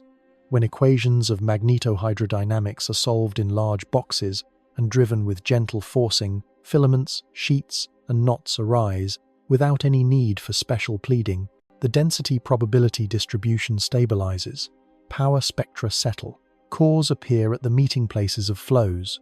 When self-gravity is switched on, star formation begins with efficiencies that match what is measured under similar driving conditions. When feedback prescriptions are included, The conversion slows to the observed crawl. The sculptor, even in silicon, prefers the same shapes. The most soothing aspect of this process is that it contains its own breaks. Turbulence fosters density, contrasts that seed collapse, yet the same turbulence props the cloud against collapsing as a whole. Magnetic fields guide assembly, yet the same fields slow runaway. Feedback makes room for new stars and prevents the old gas from being spent too quickly. Every carving stroke includes a pause. Every deepening includes a softening. The stone survives the artist, and the pattern endures. Seen with patient eyes, the quiet filigree of a nebula is evidence of this constant mediation. Lines and whorls are not ornaments. They are signatures of a medium negotiating with itself across scales that a human hand cannot test. The sculptor works without hurry, accepting input from the galaxy, from dying stars, from newborn ones, and from the fields that thread the dark. The outcome is always specific and always familiar, a gallery of forms that comfort because they are born of balance. The turbulence is real. The restfulness is real. Both exist in the same breath. A newborn star does not sleep in its cradle. It breathes outward. The breath takes many forms, each quieter on the surface than its power suggests. Photons leave first, a continuous river that moves with absolute patience, never tiring. They find hydrogen and strip its electrons, fill spheres with light, and give the cloud a soft electrical weather. The spheres grow until recombination balances ionization. Then their skins glow where atoms reunite. Pressure inside these bright volumes rises gently, and the warmer gas expands into the cooler surroundings. The expansion is not a thunderclap. It is a slow push, a hand on the back of the medium, urging it to rearrange. Winds follow. Massive stars launch streams of particles at thousands of kilometers per second, thin as breath, persistent as tide. The streams meet the ambient gas and make a bubble that thickens the surrounding shell. Shocked wind fills the interior with tenuous heat, while the shell collects the cloud's denser material and parades it in arcs and rings. If several hot stars share a neighborhood, their bubbles merge into a superbubble, a cavity that can stretch across dozens of light years. The shell's rim looks delicate, but its stiffness is the stiffness of a bow, storing momentum that was once wind and is now structure. Jets join the choir from smaller infants. Protostars feud with their own disks, launching bipolar streams that keep time with the rate at which matter falls inward. The jets cross the cloud like embroidery needles, threading it with narrow canals. Where a jet ends, a knot brightens. The knot cools and the jet advances, carving the same channel deeper or finding a fresh route. Momentum partitions the cloud in quiet increments, never enough at once to unmake the whole, always enough to stir a corridor, to make room for the next inhale of gravity. Each feedback channel carries a particular kind of pressure. Radiation has a pressure that depends on brightness and distance, a soft hand that pushes on dust and gas at the same time as it heats them. Thermal pressure inflates ionized gas, turning light into a breeze. Ram pressure in winds and jets imparts direct momentum, the same kind of nudge a river gives to a stone on its bed. Magnetic pressure reacts to these flows, resisting in some directions, yielding in others, redirecting traffic along hidden ribs. The net effect is to texture the cloud with rooms and hallways, to raise curtains where none existed, to open windows where the density was once unbroken. Edges bloom with form under this persuasion. Pillars point toward their luminous makers because dense caps shield their own tails. The skin that faces the light evaporates and flows away, a champagne stream sliding into the lower pressure of the surrounding medium. Behind the cap, the body cools and stays intact longer. Gravity gathers what the light cannot reach, condensing small cores in the shadow where molecules reform. Triggering is the name observers give to the births that follow edges inward. It is not a guarantee, it is a tendency. The front makes conditions favorable, and time completes the invitation. Shells, for their part, collect mass as they move. As the shell thickens, parts of it become gravitationally unstable and segment into arcs of denser clumps. Those clumps can fall inward on themselves and light fresh clusters along the rim. The geometry of the scene reads like a rosary made of stars, each bead marking where pressure gathered just enough to tip the balance. The calm curve in a photograph is the path of a slow wave that walked through gas and left a string of children in its wake. Leakiness matters in this quiet engineering. The bright volumes surrounding hot stars are rarely sealed. They find fissures and vents, low-density pores where energy escapes into larger cavities or into the general medium beyond the cloud. This porosity keeps internal pressure from climbing to extremes. It prevents a single generation from erasing its parent entirely. The bubble breathes, exhaling along easy routes, while maintaining a gentle squeeze on its immediate neighborhood. The result is a regulation mechanism that looks like mercy from a distance. It limits violence while preserving influence. Accretion onto the central stars adapts to these conditions. Radiation that once seemed an obstacle to growth can be channeled by the same cavities and outflow paths that feedback creates. Photons escape along the axes where jets have cleared columns, allowing gas to keep arriving from the sides. Disks flatten and warp to accommodate the flow. Dust grains migrate inward and settle toward the midplane. The growth of the star is moderated rather than denied. The very processes that protect the cloud also carve lanes in which feeding can continue without runaway. Energy budgets, written in gentle terms, reveal the balance. A region receives stirring from large scales and from its own children. It loses energy through radiation in a rainbow of lines and through the work done in expanding its bubbles. The losses keep pace with the gains because the coupling is inefficient by design. Much of the wind energy remains in hot, thin gas that slips out through cracks, leaving only a portion to squeeze the dense parts where stars actually form. The inefficiency is not a failure. It is the secret bequest that lets the process repeat rather than burn itself out. Time knits these contributions into cycles. A cluster lights up, inflates cavities, and outlines filaments with compressed rims. Fresh cores appear along the rims and within the pillars' shadows. Some ignite while the shells still grow, others wait for the shell to stall and return pressure to something closer to background. Meanwhile, jets from the new arrivals stitch narrow turbulence into the lanes that supply them. After a few million years, the hottest stars exhaust themselves and detonate. The blast sweeps broad arcs into the surrounding medium, piling more gas for future clouds to assimilate. Between the arcs, large rooms remain where the density is low and the temperature high.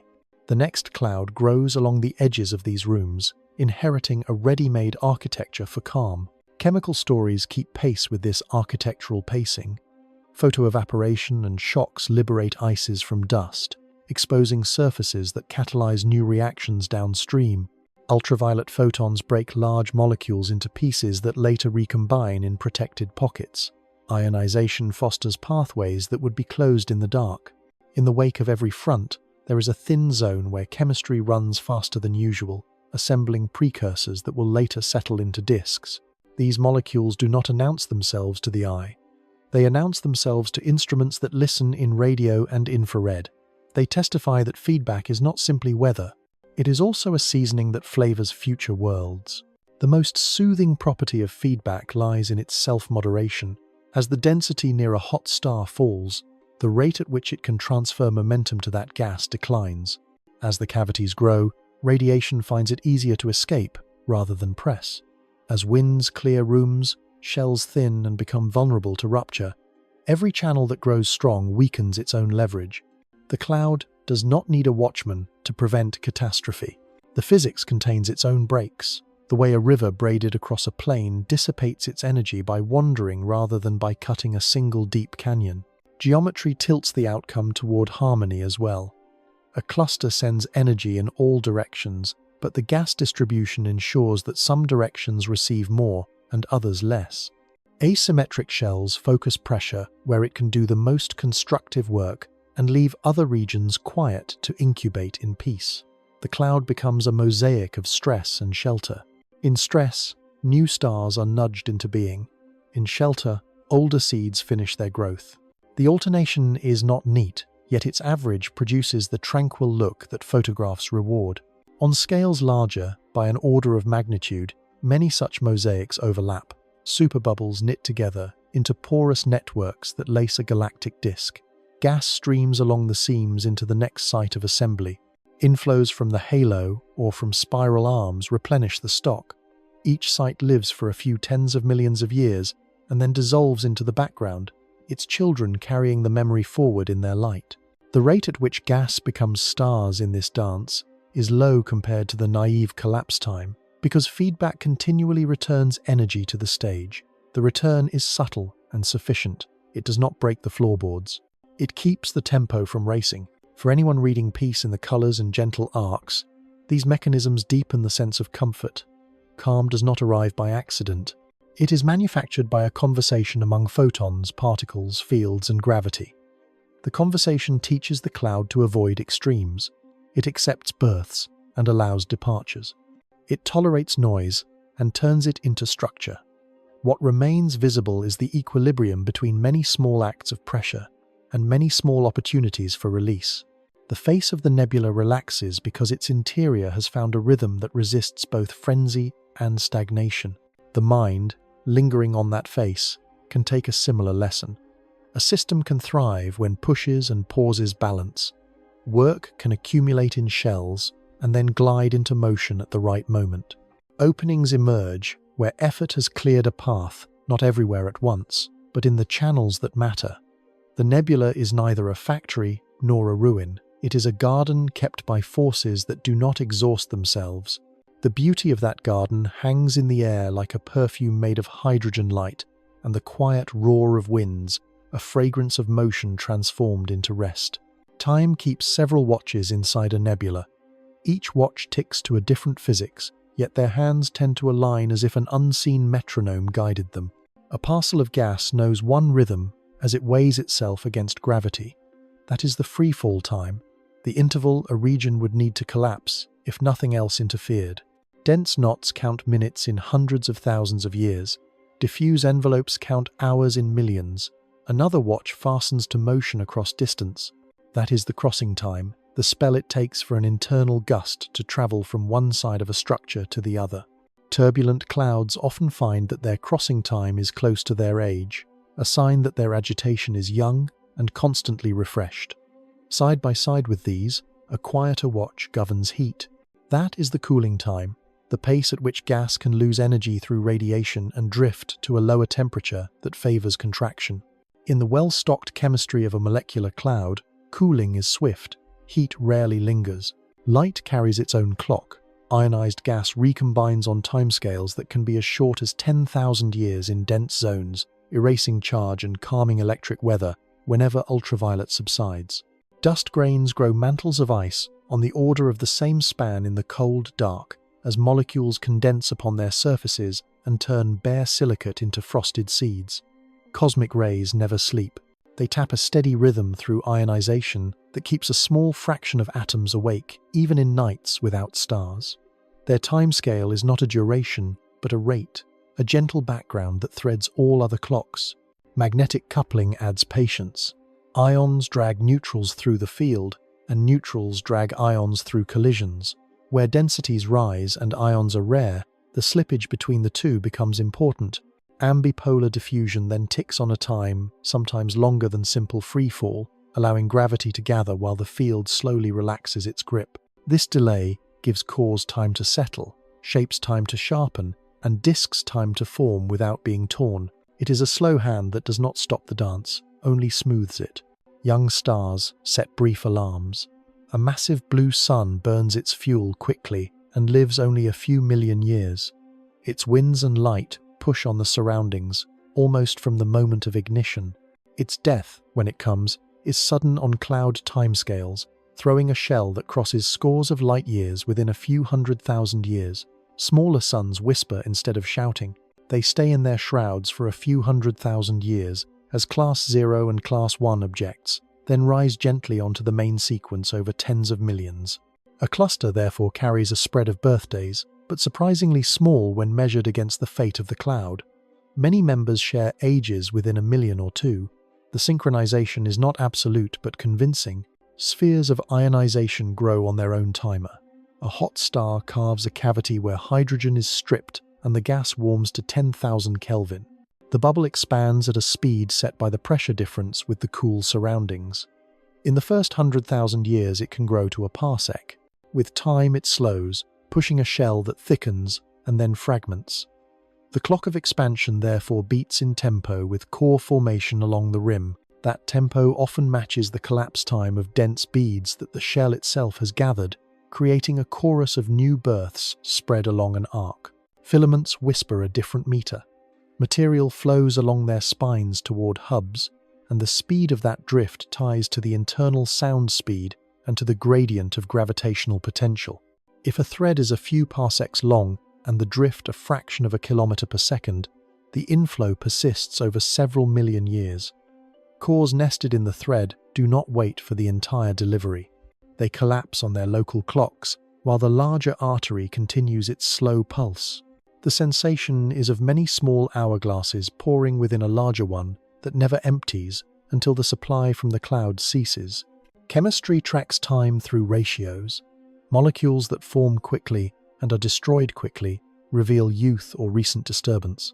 Others that require surface reactions on dust or that need shielded depths to assemble reveal age. Observers use these chemical clocks to age-date cores and outflows. A core rich in carbon monoxide but poor in nitrogen-bearing species has a different history than one where nitrogen chemistry has matured. Ice features on grains grow stronger with time and temperature history, giving another index. These times are not exact, they are weather reports. Even so, they tend to agree broadly with dynamical estimates, and that agreement builds confidence that the clocks are not lying. Dust itself keeps a slow diary. Grains coagulate when turbulence is gentle and collisions are soft, sticking into aggregates that alter opacity. The timescale for such growth depends on density and motion, and in dense quiescent pockets it can be shorter than 1,000,000 years. Evidence of growth appears in the way long wavelength light passes through a cloud, and in the way starlight reddens. As grains grow, cooling becomes more efficient at some wavelengths and less at others, adjusting the thermal balance and feeding back into collapse. Growth alters friction between gas and field as well, nudging the magnetic clock. The diaries are cross-referenced without conflict. Networks of clocks synchronize through feedback that limits extremes. If turbulence becomes too strong, star formation slows, the number of young massive stars drops, and injection of fresh stirring power declines. Turbulence decays on a crossing time and returns toward levels where collapse can resume.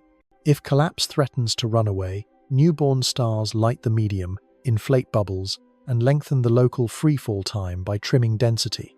The region slides back toward moderation. These are not conscious corrections. They are inevitable consequences of how energy is added and removed. As a result, many regions settle into a quasi-steady rhythm. Conversion of gas into stars per freefall time stays small, a few percent, and that fraction holds almost invariant across changing environments. Spatial scale acts as conductor.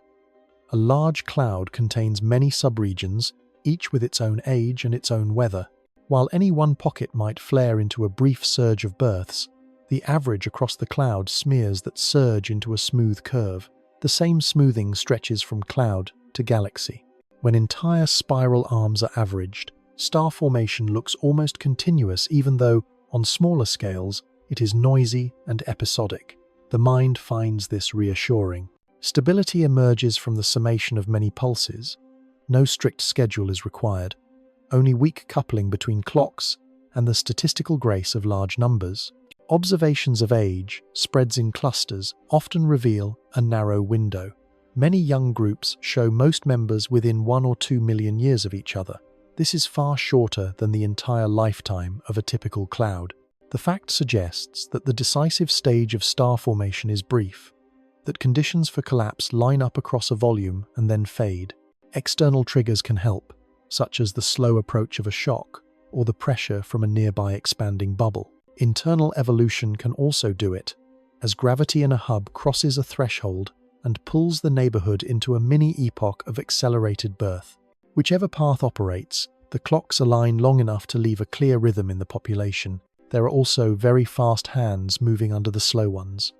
Recombination after a flare in ultraviolet can change the degree of ionization in days on microscopic scales. Small shocks can heat and cool in hours when measured in the natural units of the gas. Grain charging, adsorption, and desorption of molecules cycle rapidly in thin boundary layers. These microclocks are too quick to resolve directly over astronomical distances, yet their averages shape the macroclocks. They are the texture beneath the tone, the brushstrokes beneath the gradient. An entire cloud experiences phases. Assembly gathers gas through flows and convergences for perhaps 10 to 20 million years. Lighting begins, lasting a few million, during which most stars arrive. Cleansing follows, as winds and supernovae scour the remaining gas and leave a skeleton of newly minted suns. The skeleton disperses as dynamics rearrange orbits and tidal fields tug. While one structure cleanses, another assembles nearby.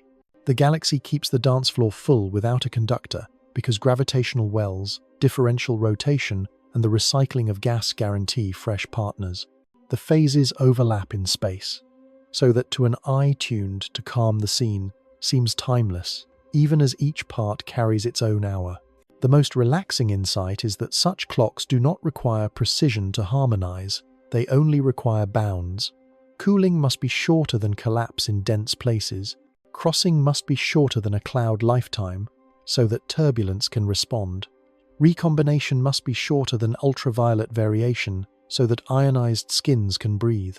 Ambipolar diffusion must be long enough to slow, not to stop. Under these inequalities, the watches converge on a rhythm that repeats with modest variation from region to region. Calm arises because the system spends most of its life near this balanced beat. The viewer senses it without numbers. The sky looks as if it knows how to keep time. Dust begins as quiet ash from older fires. In the outflows of aging red giants, and in the ejecta of supernovae, atoms cool enough to clasp hands. Silicates condense in lattices that remember heat as a kind of order.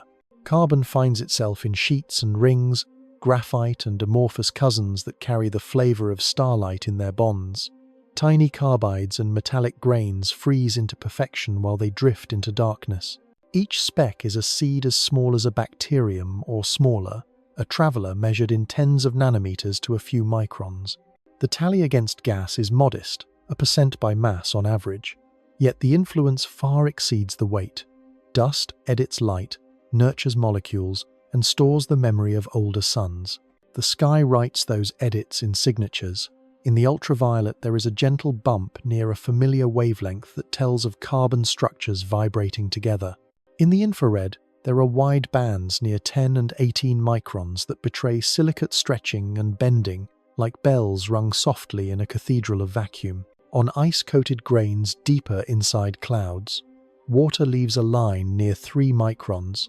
Carbon monoxide marks itself near 4.7, carbon dioxide near 4.3, and methanol, ammonia, and other visitors add smaller strokes. Each feature is a bookmark for chemistry that the eye cannot watch directly, a way of saying that surfaces are busy even when the gas is still cold. Grains do not simply wait, they catalyze. 2 atoms of hydrogen touch the same surface, feel a mutual tug, find a path that gas phase chemistry would deny at such low temperatures, and leave as a molecule. Without such meetings, the dominant molecule of cold clouds would struggle to assemble. On the same surfaces, radicals wander by hopping between sites and knit into more complex forms. Ultraviolet photons arriving through cracks or scattered from nearby regions strike those mantles and break bonds that later recombine into chains and rings. Cosmic rays pass through with patient regularity, depositing energy that reworks the ice like a long, slow kneading. Laboratory analogues glow with simple organics after such treatment. In space, the process continues for tens of thousands of years, laying down a pantry for future disks. Light uses dust to whisper another kind of information. Because grains are not perfect spheres, because they spin and because light exerts a torque on them, they tend to align with magnetic fields. The alignment is imperfect, yet systematic. Starlight that passes through becomes polarized. Emission from the grains themselves carries a preferred orientation. Mapping that orientation on the sky reveals the direction of fields that cannot otherwise be seen. The effect is delicate and persuasive. It shows threads curving across filaments, ribs along which gas flows, and bends where gravity wins a local argument. In such maps, the invisible architecture becomes faintly visible, a a skeleton traced by tiny compasses made of stone and carbon. Thermal habits of grains teach patience. Large grains, a micron across and more, sit near steady temperatures of 10 to 30 Kelvin in shielded rooms, cooling by radiating at long wavelengths. Small grains jump between hot and cold, spikes of warmth after single photons followed by quick relaxation. This intermittent heating produces mid-infrared glows that outline the flanks of bright regions. Aromatic molecules with rings of carbon and hydrogen absorb energetic photons and release that energy in a set of mid-infrared notes, a choir that warms the gas around them through the photoelectric effect. In thin layers where ultraviolet penetrates, that effect can dominate the heating of the gas, tying the calm color of a reflection nebula to a quiet thermostat. Extinction reshapes the palette.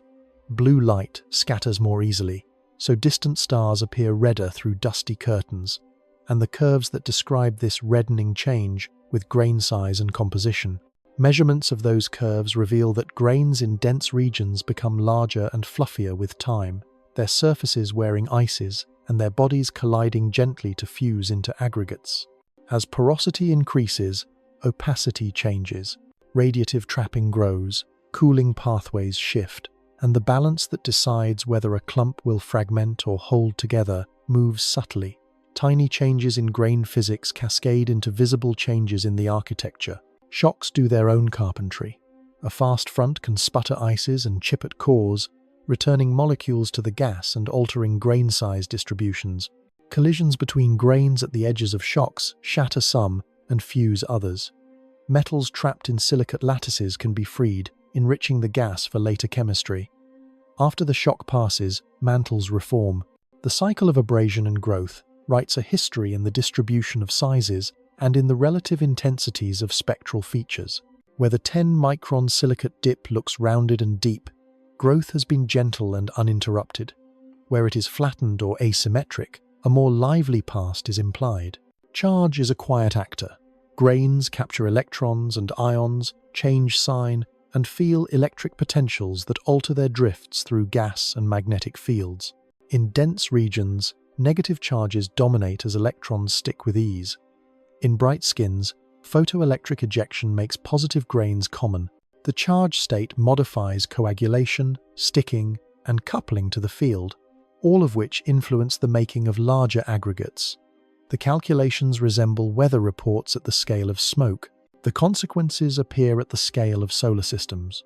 Memory arrives most plainly in samples that fell to Earth. Tiny grains lodged in meteorites show isotopic ratios that do not match the average composition of the solar system. They scream quietly of origins in other stars. Silicon carbide grains carry signatures of red giant envelopes. Nanodiamonds and graphite flakes whisper of supernova interiors. The crystals themselves are fragments of diaries written before the sun ignited. Their survival tells that dust can drift across light years, through shock and cold, without losing identity. That endurance underwrites confidence that ices and organic films can travel from cloud to disk with only partial rewriting. When a disk forms around a young star, the population of grains does not start from zero. It arrives aged. In the plane of the disk, those grains settle and begin to grow beyond micron sizes. Sticking efficiencies established in clouds extend, aided by the syrup of ice mantles and the blessing of low relative speeds in the midplane. Pebbles appear. As they grow to millimeter and centimeter scales, they feel gas drag differently and drift inward until pressure ridges collect them. In such rings, concentrations rise high enough for the streaming instability to begin, a collective effect where solids feed back on the gas and gather into dense filaments that can collapse under their own weight. Planetesimals form, the first bodies to hold shape under gravity. The quiet soot of the nebula becomes the gravel of future continents. Snowlines draw pale circles in the disk.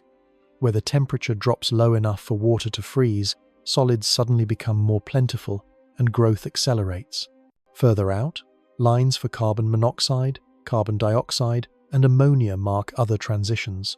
Each line enriches the solid phase with specific ices, each ice a future inventory for comets and worlds. Later migration of those bodies smears the lines into histories written into planetary crusts and atmospheres.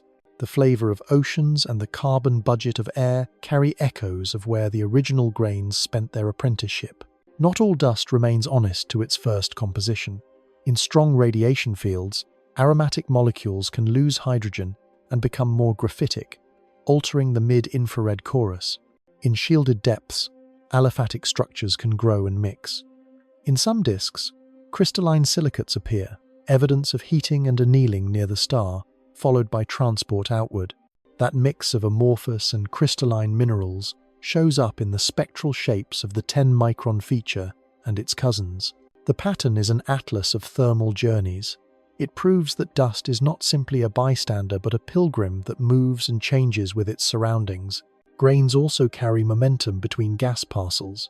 By coupling to radiation and to magnetic fields, they act as small sails and small anchors. Radiation pressure can drift them out of bright regions, leaving behind cleaner gas that cools differently. Field-aligned drifts can focus them along specific pathways, seeding cores with a slightly altered mixture. The slightness matters only when multiplied over millions of years and light years. The multiplication is granted by the size of the stage. The most restful truth about dust is that it softens everything it touches. Light becomes diffuse. Heat leaks away quietly through far infrared windows. Chemistry finds shortcuts along gentle surfaces. Even violence wears a veil, transformed into narrow features and delicate arcs rather than chaos. Those veils are not lies. They are translations that allow a mind tuned to human scales to make sense of events that would otherwise be inaccessible. Dust is memory because it persists and because it carries traces of the paths it has taken. It is also promise because it equips newborn systems with the ingredients for oceans, rocks, clouds, and the darker soils where complex molecules learn to fold. He looks along a dark lane and sees stars dimmed to embers. In that dimming lies evidence of grains layered like quiet snow. He looks at a bright rim, turned softly green, and knows oxygen sings because dust permitted the region to be ionized and then cooled. He looks at a pale blue reflection and understands that small particles are painting sideways, the light of a nearby Sunday. Every soothing scene that the sky offers has dust as its curator. The curator is meticulous and tireless, archiving photons, collecting atoms, and arranging encounters. In the deep, it waits for gravity to call a meeting. In the bright, it relays energy with discretion. It knits memory to possibility and invites worlds to form from pages covered in frost and soot. Magnetism drifts through a cloud like a hush that chooses its own pathways. It cannot be seen directly, and yet it holds shape the way bones hold a body. Field lines thread the gas and dust, passing through every ion, whispering to every grain that knows how to align. The influence is delicate and pervasive, a quiet order that turns unruly motion into forms that endure. The evidence arrives in slivers of polarized light and in spectral lines split by invisible tension. With these hints, a map appears, subtle and persuasive, drawn by a force that refuses to glow but insists on guiding. Polarized starlight is the first letter of that map. Dust grains are not perfect spheres. Each rotates and meets light unevenly. When grains align with a field, their longer axes drift perpendicular to the local direction of magnetism. Starlight passing through such a forest of aligned shapes is dimmed more along one orientation than another. The result is a faint preference in the vibration of the transmitted light. That preference encodes the field's orientation across the sky. Infrared emission from the grains carries the same bias, turned 90 degrees by geometry, and traces the field where stars cannot pierce. Together these clues reveal a fabric of lines and arcs that bend around dense knots and stream along filaments. The picture is airy and precise. It shows that magnetism is not an afterthought, it is scaffold. There is a measure for how much weight a field can bear against gravity. It compares the mass gathered in a region to the magnetic flux threading it. Too much mass for a given flux and gravity wins. Not enough, and the field holds the structure against collapse. Many clumps in molecular clouds ride near the threshold where neither side dominates. They are magnetically critical or close to it, as if the system prefers the edge of possibility. In such a state, small changes matter. A bit more mass along a field line tips a pocket inward. A fold in the line tightens tension and stalls a drift. The outcome is not frozen, it is balanced. Ambipolar diffusion gives balance time to act. Most of the gas is neutral and feels gravity directly. A tiny fraction is ionized and tethers the neutral bulk to the field through collisions. Where densities climb, the number of ions falls and the tie loosens. Neutrals slip past the field slowly, like fog sliding through a forest of tall reeds. This drift allows gravity to gather material into cores without shredding the field entirely. The field resists in some directions and yields in others, turning collapse into a guided descent instead of a plunge. Cores that emerge under such conditions often display hourglass patterns in their surrounding fields when viewed in polarization, a graceful waste where lines bend inward, then splay back out around the denser center. The shape is a portrait of influence, exercised with restraint. Turbulence that would otherwise randomize structure finds a partner in magnetism. In a plasma, motions decompose into families of waves. Alphen waves carry transverse ripples along field lines. Slow and fast magnetosonic waves carry pressure variations. The cascade of energy from large to small scales changes character when a field is present. Eddies become elongated along the lines. Compression and shear separate, each playing to a different rhythm. The effect cushions the cloud against sudden, isotropic collapse. It also seeds anisotropy in the density field, encouraging filaments to align parallel to the field in diffuse zones and to cross it where gravity becomes decisive. The pattern repeats often enough to instill confidence. It is order amid motion. Reconnection waits in the wings, a quiet door for change when lines become too tangled. Magnetic field lines are not physical wires, but in a conductive medium they behave as if tied to the fluid. When turbulence folds them together, until opposing directions touch, diffusion at thin boundaries breaks and reforms the connections. Energy stored in tension becomes heat and motion. Tiny islands merge into larger loops. In this way, the field changes topology, allowing gas to rearrange without tearing the scaffold into ruin. Reconnection releases knots and opens channels for accretion to continue. It is a reset that preserves the score. Non-ideal effects beyond ambipolar drift refine the choreography near young disks. The Hall effect enters when the motions of electrons and ions separate in a field, giving rise to currents that can spin a forming disk one way or the other depending on geometry. Ohmic dissipation, the simplest resistive effect, becomes important where densities rise so high that collisions erase electrical currents. In those close quarters, magnetic braking can be quashed, allowing the disk to retain the angular momentum it needs for planets to grow. Farther out, ambipolar diffusion reasserts the lead and keeps the infall measured. Each effect dominates in a different ring around the protostar, a nested set of regimes that together prevent either stasis or runaway. Magnetic braking deserves a gentle warning sign. As a core spins during collapse, magnetic tension can connect the inner parts to the outer envelope and remove angular momentum from the center. If too efficient, the process could strangle disk formation. Nature answers with geometry and grain physics. Misalignment between the spin axis and the field reduces the torque. Grain growth and a drop in ionization at high densities reduce coupling. Outflows carve funnels that let stress escape along narrow poles. The result is tempered braking. Disks survive and acquire the sizes observed, neither tiny under the lash of tension nor bloated by neglect. Jets owe much of their collimation to fields. In the inner disk, differential rotation wins poloidal field into toroidal coils. Magnetic pressure gradients and centrifugal forces together launch plasma along the open lines. The spinning field lines fling matter outward like beads sliding along taut strings. The narrowness of the jets and their longevity imply well-ordered magnetism near the engine. As the jet runs into the cloud, it writes narrow strokes across the medium, relieving pressure around the star and controlling accretion rates. In this way, magnetism both launches and regulates, feeding the feedback loop that keeps star formation gentle. Observations of line splitting add a direct measurement to the picture. In certain molecules and atoms, a magnetic field divides energy levels, so that spectral lines split into closely spaced components. This Zeeman effect provides a way to weigh the field's strength along the line of sight. Measurements in cores and envelopes return microgauss to milligauss values that agree with the level of support inferred from dynamics.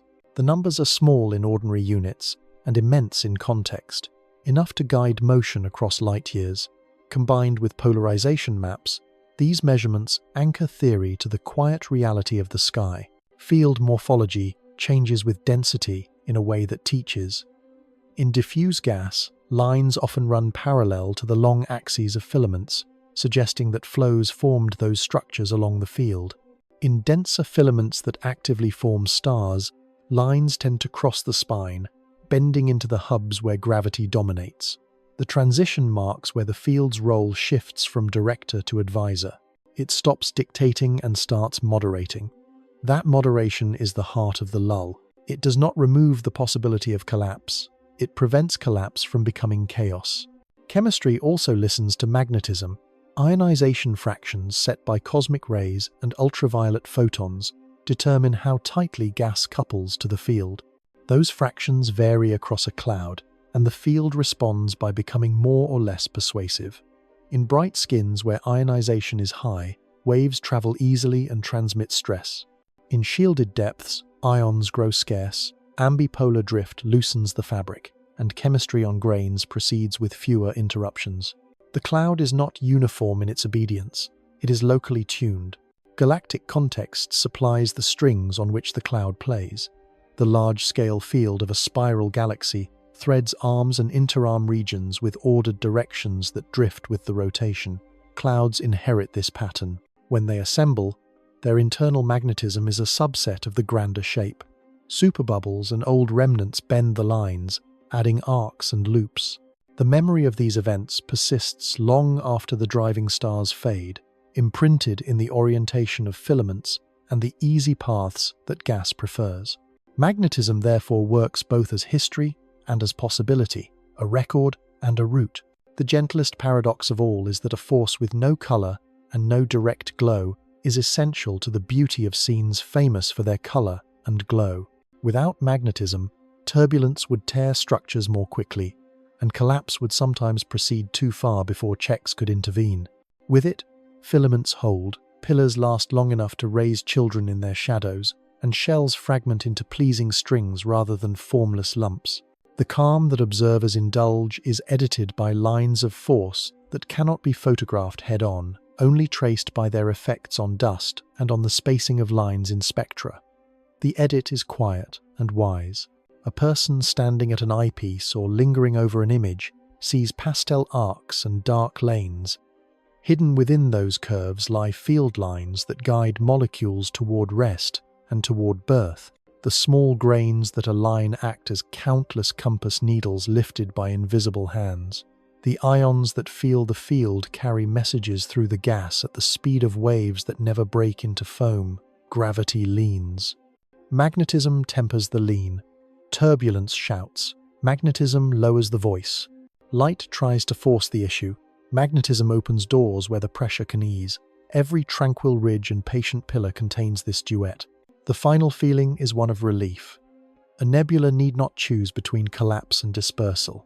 It can have both, in different rooms, in alternating measures, because magnetism is present to slow what must be slowed and to allow what must proceed. The invisible lull is not a pause in the story. It is the cadence that gives the story time to be understood, a rhythm that turns noise into phrasing and phrasing into memory. The field writes nothing on its own, and yet is author to the order that lets everything else be written. The cloud rests in that authorship without knowing, and the mind, sensing the pattern, rests with it. Clouds sometimes meet as gently as fogs and sometimes as firmly as tides. Two wide sheets of molecular gas drift along the same galactic lane and then overlap. At the interface, turbulence thickens and pressure steps upward. Compression rides through like a slow drum roll. Carbon monoxide brightens where density doubles. Dense clumps flicker on and off as waves pass, and in the pauses, gravity can catch hold. Filaments appear along the contact, braided by shearing flows that slide past each other with speeds of a few kilometers per second. The whole scene resembles weather drawn across a continent, but the continent is light years deep and the weather lasts for millions of years. From such interleavings, new nurseries bloom. Not every meeting is equal. A glancing touch can stir both clouds without knitting them. A head-on engagement can build a ridge wide as a small constellation, a wall into which matter pours until the very weight invites birth. The ridge becomes a runway lined with bright knots. Each knot harbors a core, each core a promise. Where the velocity difference is modest, cooling keeps pace, and fragmentation proceeds calmly. Where the difference is large, shocks heat the gas, and the ridge remains hot until radiation drains the energy away. Patterns etched into that ridge record the history of approach, a Morse code in density and temperature. Collisions do not always begin in darkness. Sometimes a luminous bubble from nearby stars expands until it strikes a cold neighbor. The shell presses into the neighbor's flank and stretches bright arcs along the border. Pressure rises in the skin, and the skin buckles into beads that soon hide newborn suns. The result is a necklace along the rim, each bead a small cluster, each cluster shining with the light that sculpted it. Elsewhere, old shells meet each other. The seam between them is a thin place with enhanced density, a perfect nursery for brief seasons. These seams trace pale circles and partial rings across the sky, faint even in long exposures, and yet persistent enough to guide the eye toward their soft intersections. In some places, the memory of a star's last breath drapes the scene. A supernova remnant sweeps a veil across darkness, filaments bright where the shock front skims the face of the cloud. The filament curls like smoke under glass, green where oxygen is coaxed into a narrow glow, red where hydrogen regains its electron and sings. Behind the veil, the shock has altered the chemistry and seeded the medium with heavy atoms. The shock travels onward, but the cloud remembers the touch. It remembers in grains chipped and recoated, in molecules reset to simpler forms that will rebuild in the cool, in magnetic lines bent and slowly realigned. Long after the filaments fade, the rearrangement remains and guides future flows. There are gentler veils from solitary aging suns. Planetary nebulae drift like lanterns around white dwarfs that once burned gently. Shells peel away at tens of kilometers per second and expand into the surrounding medium. When such a shell crosses a cloud edge, it leaves only a soft surge, a slight enrichment, a ripple in density that may become a seed long after the central remnant cools. These ghostly envelopes do not drive grand architecture. They season it. They add carbon and nitrogen and dust grains tuned by earlier heat, and those additions change how cooling proceeds in the next cloud that wanders through their wake. Mergers can happen within a single complex. A small clump falls into a larger one, guided by the shared gravity of a hub. The smaller clump arrives with its own field orientation, its own chemical clock, its own history of shocks. Where it enters, the field twists and the chemistry shifts. Shear at the boundary sets ripples moving. The gas both resists and yields until the two histories blend into one texture. The hub grows denser and the inflow continues along the parabola of least resistance. The merger is not an event, it is a season. During that season, the hub feeds a cluster with fresh infall and arranges new orbits for the stars already present. Some of the most delicate structures arise when a fast stream slips past a slow eddy. Kelvin Helmholtz curls lace the border, small rolls blossoming into larger scrolls. Dust sprinkled through the scene outlines the waves as if a calligrapher had traced each curl. These waves rarely survive intact. Magnetic tension dampens them, cooling erases the contrast, gravity smears them into other forms, yet for a time they render the interface with elegance. They mark motion without obscuring the calm that a camera records in their aftermath. Large-scale flows turn the whole galactic disk into a loom. Spiral arms sweep through the gas and pile it against gentle gravitational ridges. Bars in galactic centers funnel material along lanes that meet near inner rings. At these crossing points, collisions are not only possible but expected. Gas from different azimuths shares space and argues in pressure until compromise appears as a dense lane. Star formation there runs warmer and more intense. Yet even in those places, the average face can appear serene. The serenity is an average over many encounters. Threads cross, merge, and part. What remains visible is the fabric, not the individual stitch. The veils that give these scenes their most ethereal look are not ornaments. They are byproducts of the same physics that form stars. Ionization fronts backlight the edges where collisions have piled material. Reflection halos collect along lines of sight that pass through cavities sculpted by earlier mergers. Faint arcs from old shells overlap like ripples on a pond, and where two ripples cross the amplitude doubles. Those crossings are bright for a while, then subside. If another wave arrives in time, the same spot will glow again. A long exposure of such a region is a palimpsest. It shows events written on top of events, some erased, some legible, all contributing to a sensation of layered quiet. Accretion into young disks benefits from the geometry born of collisions. The interface sheets, where gas is most compressed, can channel material along coherent streamers that deliver mass and angular momentum with grace. These streamers often descend at angles set by the tangle of fields and the memory of earlier flows. A disk receives the streams not as blunt force but as a steady drizzle. The drizzle is dense enough to matter and gentle enough not to rip the disk apart. The effect is moderation through structure. Without the prior merger, the pathways would not exist.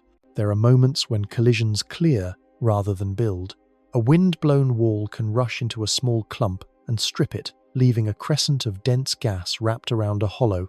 In such a crescent, compression briefly raises the chance of forming a few stars, and then the shell thins and blows away, leaving the crescent to disperse. The remnant shape persists as a veil edging nothing, a delicate arc that fools the eye into thinking it guards a treasure. Its beauty is transient and real. It tells a short story about a meeting that did not last. Quiet arithmetic runs beneath these tableaux. The rate at which clouds meet depends on their spacing, on their cross-sections, on the random motions inherited from larger patterns. In a Milky Way-like disk, a typical cloud can expect meaningful encounters every few tens of millions of years, enough to matter within a lifetime measured by cloud standards. Each encounter adjusts star formation efficiency up or down. A gentle brush can double the rate for a while. A harsh impact can delay it by heating and stirring. The averages smooth out to the low efficiency that keeps galaxies from rushing through their gas. The scene stays replenished rather than exhausted. Even the faintest veils improve the sky's pedagogy. They outline surfaces where gradients are sharp. They betray where a shock turned and skimmed, where a stream peeled away and slid along a wall, where a bubble's edge met resistance and settled into a long truce. To a careful reader of images, these lines are arrows. They point to motion the way ripples on a lake surface point to a submerged current. They invite a reconstruction of sequences, not with certainties, but with plausible grace. The reconstruction adds depth to the sense of rest. Rest here is not emptiness. It is the end product of many interactions that, for a while, cancel and complement. A traveller gazing at a ghostly green filament or a pale blue fan might think of curtains in a slow wind. That intuition is not wrong. Curtains are boundaries made visible by a difference in illumination. Boundaries are sites where stories meet. Nebula veils are those boundaries writ large, backlit by hydrogen and oxygen and the borrowed light of nearby stars. Behind them, clouds have brushed and merged, shells have passed and left their textures, jets have crossed and traced their narrow rules. The curtain has no single author. It is the signature of many hands, each leaving a stroke that fades into the next until the whole appears as one. The restful lesson of collisions and veils is that even meetings and partings can be kind at large scales. They carve without ruining, they stir without unraveling, they exchange and then move on, leaving the medium better prepared for creation. The sky wears these exchanges as soft ornaments, not to distract, but to inform. The ornaments are clues that motion has been present, and yet has agreed to subsist under a law of moderation. From that law come arcs that relax the eye, textures that comfort the mind, and nurseries that rise lightly from the seams where rivers of gas learned, for a time, to flow together. Computers build small universes in silence. Inside them, gas knows nothing of metal or wire. It answers only to equations. Gravity is written as a second derivative that pulls on every cell. Motion is written as fluxes across faces that share invisible borders. Magnetic fields are drawn as curls and divergences that must remain zero to keep faith with nature. Light becomes a source term, or a swarm of packets that march at measured speeds. Chemistry takes the form of networks that toggle reactions on and off as temperatures and densities wander. The entire stage is a lattice, or a sea of particles, where numbers replace atoms and time advances in discrete, careful steps. From these abstractions, clouds appear and breathe. Two crafts share the work. One places a mesh across space and refines that mesh where interest blooms. This adaptively sharp grid lets shocks stay crisp and filaments remain thin without wasting resolution on empty dark.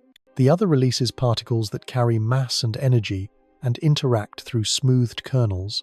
They follow the flow like taggers in a current, assembling structures from their mutual pull. Each craft has gifts. Grids handle discontinuities with grace and protect the divergence-free condition of magnetic fields. Particles capture large motions naturally and avoid a fixed geometry that might favor one direction. Both can be taught magnetism, both can learn to follow radiation, both audition to paint the same tranquil arcs. Initial conditions decide the overture. A box begins with a specified density and temperature, a magnetic field of chosen strength and orientation, and a turbulent spectrum that inserts motion at large scales. Some boxes are fed through their boundaries with inflows that mimic galactic streams. Others sit in isolation and are stirred gently by artificial hands. The choice matters. Energy injection that favors compressive modes quickly draws sheets and ridges. Injection that favors solenoidal modes stirs without squeezing and delays fragmentation. The field offered at birth can either guide early filaments or merely decorate them. Yet across many choices, a shared habit emerges. Filaments grow, hubs gather, and knots condense at crossings. Calm structures rise from noisy beginnings without choreography. Self-gravity enters when the density exceeds a threshold. The code recognizes that a region can no longer be represented faithfully by ordinary cells. It inserts a sink, a point that accretes nearby mass and remembers the momentum it consumes. Around the sink, a disk sometimes forms if radiation and magnetic routines allow the gas to shed heat and rearrange angular momentum. Jets may be launched by a subgrid prescription that converts accretion into a narrow outflow along the local field. Radiation may push back with photon groups that ionize and warm. Each of these emulations carries parameters tuned by smaller, more focused calculations and by observations. The goal is not perfection. The goal is fidelity to process and outcome. Convergence is a quiet judge. A run is repeated at higher resolution with the same initial seeds. If the filament network persists, if the mass spectrum of dense cores stabilizes, if the star formation rate per freefall time lands near its previous value, the judge nods. If the results dance wildly with each refinement, something essential has been missed or a subgrid choice has overreached. Many groups find that key statistics settle. The probability distribution of density becomes log normal in stirred boxes and grows a power law tail when gravity is active. Velocity power spectra approach slopes familiar from turbulence theory, modified gently by the presence of a field.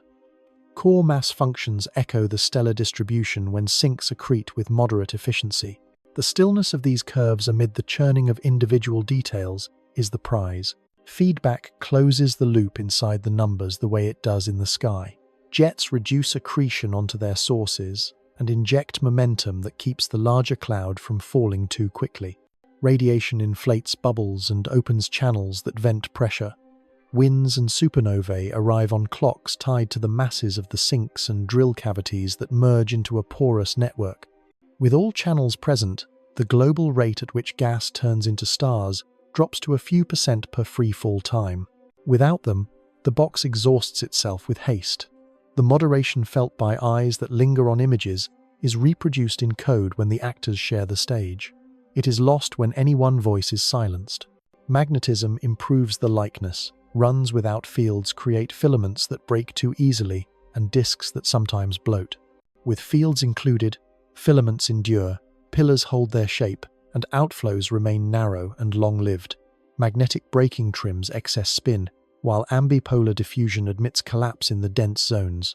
Non-ideal terms are expensive to compute and therefore often limited to small regions or simplified recipes. Yet even approximate treatments move models toward the measured widths of filaments and the observed alignment between fields and structure. The invisible bones reappear when the mathematics remembers to include them. Radiation transport is a second expensive tutor. Full treatment with many frequencies is rare. Codes often adopt Gray approximations or moment methods that track the first few angular moments of the radiation field. Despite the compromise, fronts march, recombination glows, and bubbles expand at plausible speeds. Where models add a distinct channel for ionizing photons, the edges of cavities thin to the correct widths, and the timing of triggered cores along shells matches analytic expectations. Dust absorption and re-emission anchor the temperature gently. The cloud reads light as pressure and as heat, and the numerical universe relaxes toward the same balance that telescopes infer. Chemistry makes the picture richer without drowning it in detail. A minimal network that follows molecular hydrogen and carbon monoxide is enough to decide cooling and to produce traces that observers actually map. More elaborate sets include nitrogen, sulfur, and simple organics. In both cases, the lesson is similar. Shocks write brief heat into ribbons, walls stay cool, and cores maintain temperatures that favor fragmentation until opacity rises. Synthetic line maps from simulations can be passed through the same analysis that observers use on data. The comparison often shows good agreement in line widths, centroid dispersions, and linear width size relations. Where mismatches appear, they guide improvements in both the microphysics and the interpretation of observations. Boundaries teach humility. A small box cannot know the galactic environment that feeds a real cloud. To make progress, modelers either drive turbulence artificially to mimic that feeding or nest their cloud inside a larger calculation that includes differential rotation, spiral shocks, and older superbubbles. In the nested case, clouds assemble in the flows rather than being created by fiat. Their histories include mergers, tides, and prior stirring. Star formation within them becomes a consequence rather than a prescription. These multi-scale runs are costly but persuasive. They reproduce the low average efficiency of entire disks, while still allowing local flashes where conditions briefly align. Statistics form the most relaxing bridge between silicon and sky. Simulations produce thousands of stars in virtual clusters. Their masses can be tallied into a distribution and compared with the curve that observers fit in real nurseries. When feedback and magnetic fields are present and cooling is realistic, the slope at high mass and the bend near a solar mass appear without being forced. The number of brown dwarf sinks depends on resolution and microphysics, but with care the tail becomes comparable to what surveys report. The agreement is not perfect and need not be. It is steady enough to suggest that the essential balances are in place. Uncertainty lives in the quiet corners. Subgrid prescriptions for jets differ in how much momentum they return to the cloud. Radiation pressure can be over or under effective depending on how dust opacity is treated. Cosmic ray ionization is often assigned a uniform rate, while in reality it may vary with column density. Machine learning enters here as an assistant.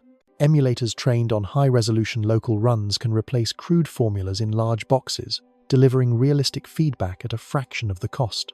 These emulators are checked against the training set and against fresh runs. When they succeed, the virtual clouds look less like approximations and more like portraits. Reproducibility is a discipline in itself. Independent codes with different numerical schemes attempt the same controlled experiments. If both recover the same filament widths, the same virial parameters, the same star formation rates under matched conditions, confidence rises. When they diverge, the reason is hunted. Sometimes the difference is a small detail in how shocks are captured or in how the divergence of the field is constrained. Sometimes it is a deeper issue in how gravity is softened at the smallest scales. Each reconciliation cleans the mirror.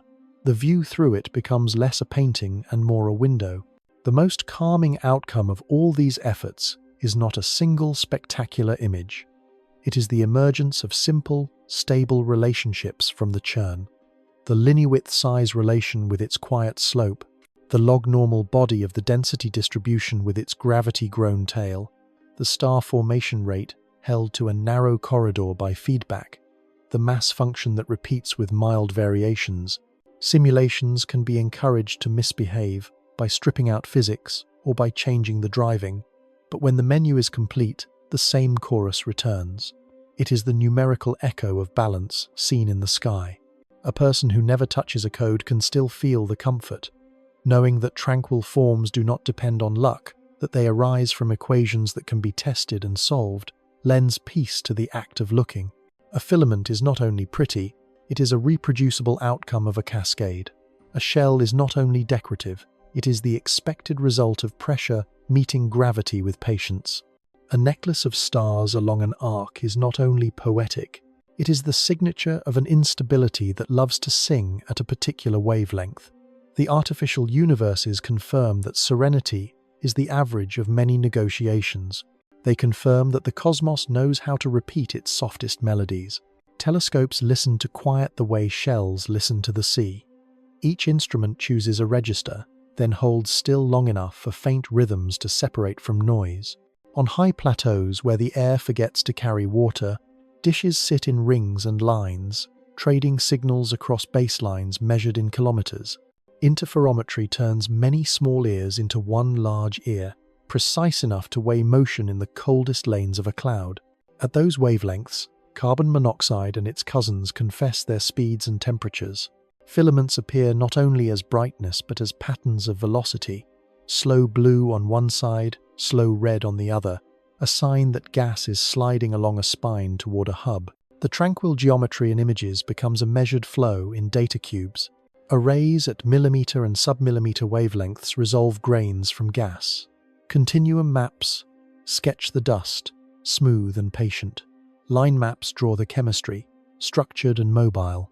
Where the two overlap, cores show themselves as compact peaks, often spaced like beads along a single thread.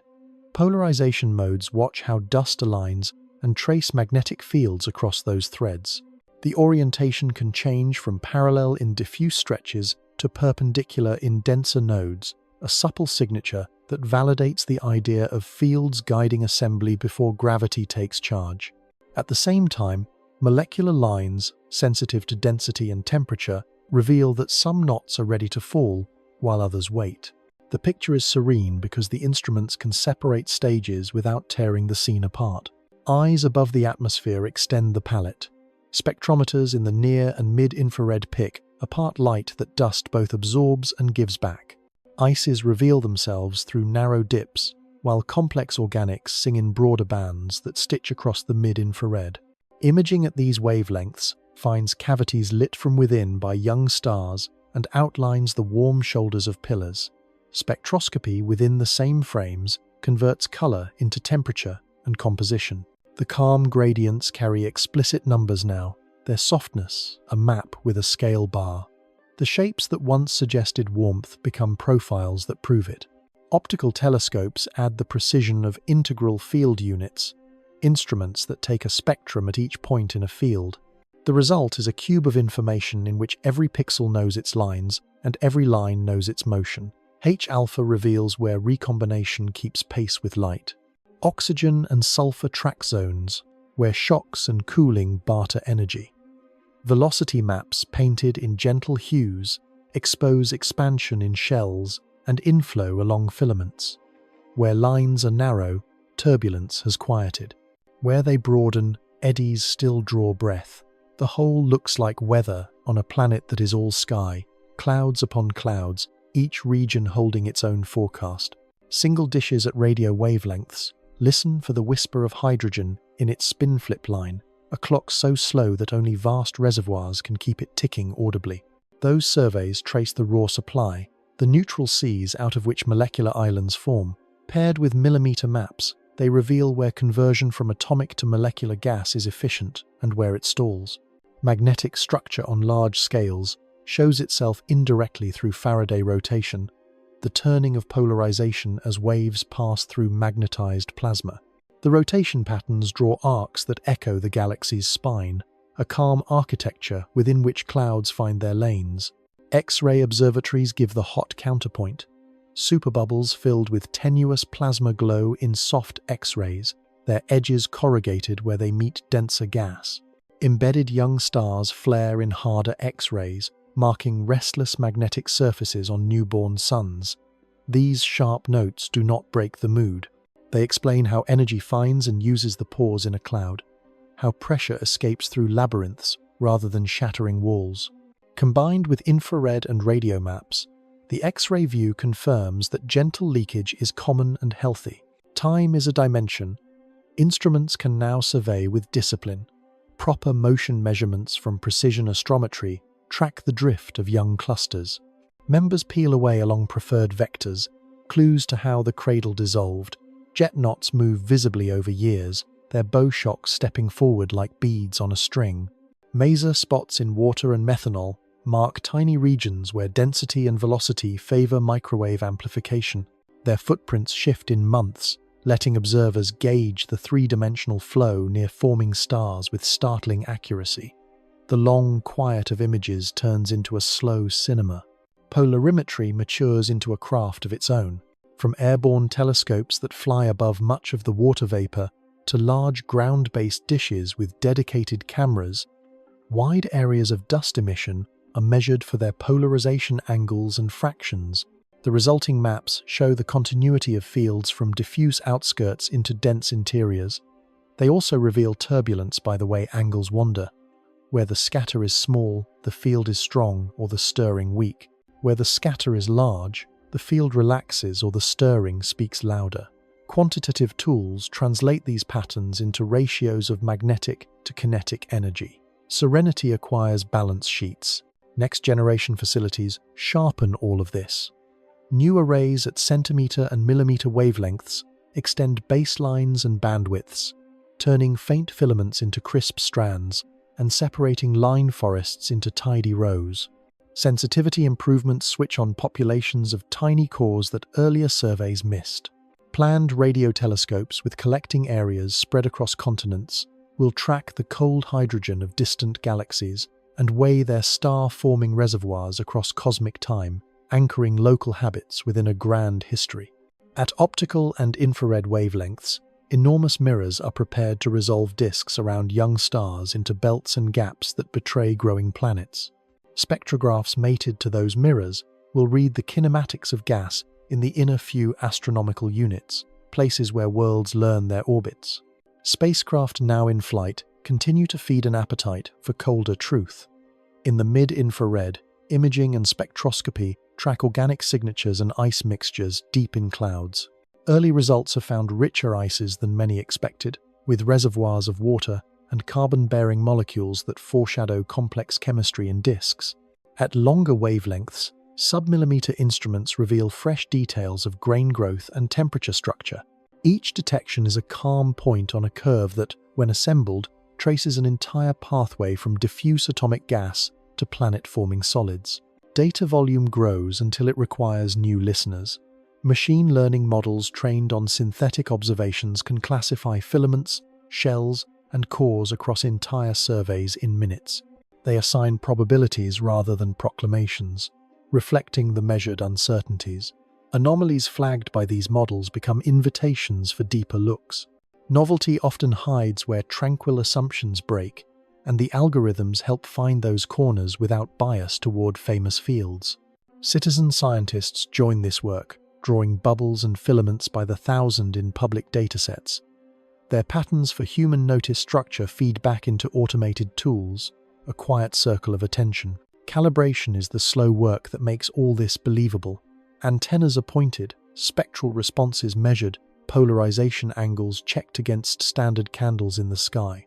Atmospheric absorption is modeled and removed. Detectors are cooled, and their electrons shepherded into orderly behavior. Cosmic rays are flagged and excised. The process is not glamorous, it is patient. Out of that patience come maps where a color truly means temperature, a brightness truly means column density, and a slight slant in a line truly means motion. The stillness perceived in the final mosaics relies on this discipline. A philosophy of testing arises alongside the hardware. Competing explanations for filament widths predict slightly different correlations with environment. Observers design programs to measure those correlations across cloud edges, hubs, and quiescent lanes. Models of triggered star formation make distinct predictions for age gradients along shells. Surveys target arcs and count ages with spectroscopy. Theories of magnetic regulation imply specific alignments between fields and structures at different densities. Polarization campaigns compare diffuse skirts with star-forming cores. Each pattern checked tightens the weave. The knots that do not fit inspire new ideas rather than despair. The atmosphere of this enterprise is gentle persistence. Teams return to the same regions with new instruments, overlay fresh layers of information on old frames, and find that beauty withstands scrutiny. The Eagle still carries pillars, now laced with sodium and iron lines that mark faint shocks. Orion still cradles a river of stars, now resolved into streamers feeding disks. The Cygnus loop still drapes a veil, now mapped in faint radio recombination lines that whisper of cooling behind the shock. With each addition, Serenity looks less like a gloss and more like a property. It is the average of motions, the sum of balances, the face of energy learning to flow without damage. Even the planning documents for future observatories read like meditations. They speak of collecting faint polarization across a sky, fraction to weigh magnetic influence fairly, of tracing the faintest CO ladders in outer cloud skirts to see assembly before it is visible, of catching maser flares in time series to measure engines at their smallest, of probing icy mantles compositions to follow water from cloud to comet. The ambitions are vast, yet they all return to the same modest act. Listen longer, separate signal from noise. Let the quiet write the report. The instruments do not impose calm, they reveal it. They peel back layers of motion until the cancellations are obvious, until the soft look of a nebula is recognized as the conclusion of many negotiations. A dish measures a line and returns a speed. A mirror gathers photons and returns a temperature. A camera records a polarization angle and returns a field direction. Together they compose a score that sounds like rest even when written for many instruments. The listener, reading this score, learns to trust what the eye already sensed. Peace in a nebula is measurable. It is not an illusion. It is a property that persists under magnification. He steps beneath a sky that has learned patience.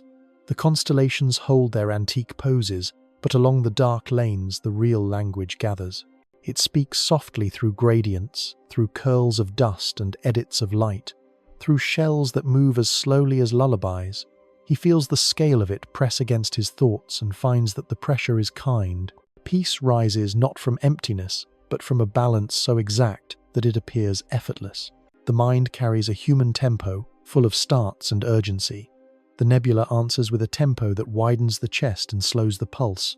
Power without violence, work without rattle, fire that glows in a register that invites rest. He walks in memory through galleries of clouds and understands that rest is not the opposite of creation. It is the condition that allows creation to proceed with grace. Here, energy enters and leaves with manners. Collisions settle into veils. Expansion finds pores rather than walls. Gravity leans with courtesy and is met by fields that know when to guide and when to loosen. Nothing reigns alone. Nothing bullies the stage. Each force has learned to speak at a volume that the others can hear. He senses the quiet wealth of systems that are held, not by a single command, but by a sum of gentle corrections. He recalls the warmth of hydrogen light as a color that the eye reads as comfort. The color is a statistic of reunions, electrons finding homes they were meant to occupy. In that image, he hears a refrain for human lives. Calm is not the absence of motion. Calm is motion that has found its roots, its exchanges, its exits. The same lesson hums in the blue of reflection, where dust returns light without stealing it. Return what you cannot keep. Keep what you can, gently.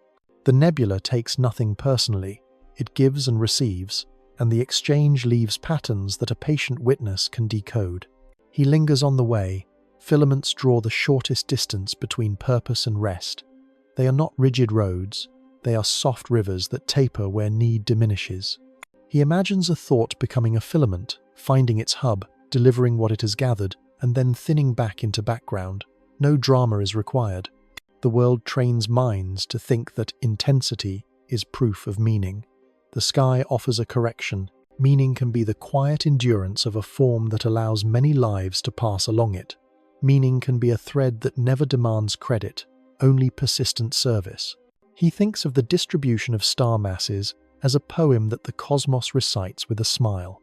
Tiny embers in abundance, a few giants that burn briefly and mark the calendar for a region, a hinge near a gentle weight where outcomes prefer to settle. It is a kindness to prefer the long-lived. It is a kindness to allow the occasional extraordinary burst and then to let the curve return to its familiar slope.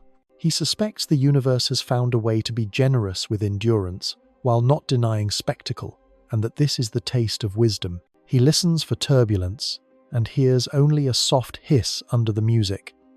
The hiss is not an enemy. It is the texture that keeps the scene from freezing. Without it, forms would calcify. Without it, there would be no fresh contrasts to invite gravity to begin again.